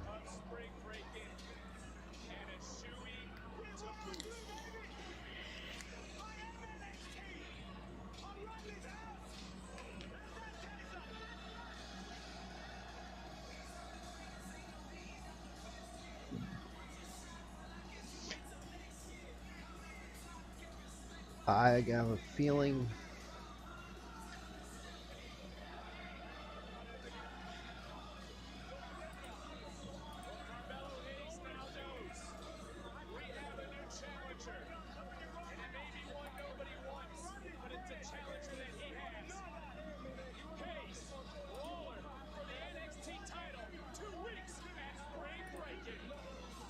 All right, so you want to do Havoc? We're gonna do Drama King Matt. We haven't rated him yet. Okay. But that was NXT's episode, setting up for spring breaking, which we will do a watch along right here because it'll be in 2 weeks' time on a Tuesday. I love that NXT does like those special Tuesday episodes thing. Yeah. Although they are starting to get a little bit like excessive with them. They're not quite to the excessive level yet, but they're starting to get there. So you got to be careful not to cross that line with it. But it's still a very good episode. Ladies and gentlemen, that's going to do it today for Wrestling with Toxicity. Thank you guys so much for hanging out with us. Don't forget, !COD, download Call of Dragons for your PC now. Get yourself to level 7 and help us out. Helps the channel grow, and you're going to have a lot of fun playing a really, really cool game. Don't go anywhere. We're going to raid the Drama King Matt, if I could fucking talk. We're going to raid him. Let him know, hashtag, TGN Network sent you, or sent me, would be the way to put it. Hashtag TGN Network sent me. Whatever. Give him a follow. Give him some love. And we will see you guys next week.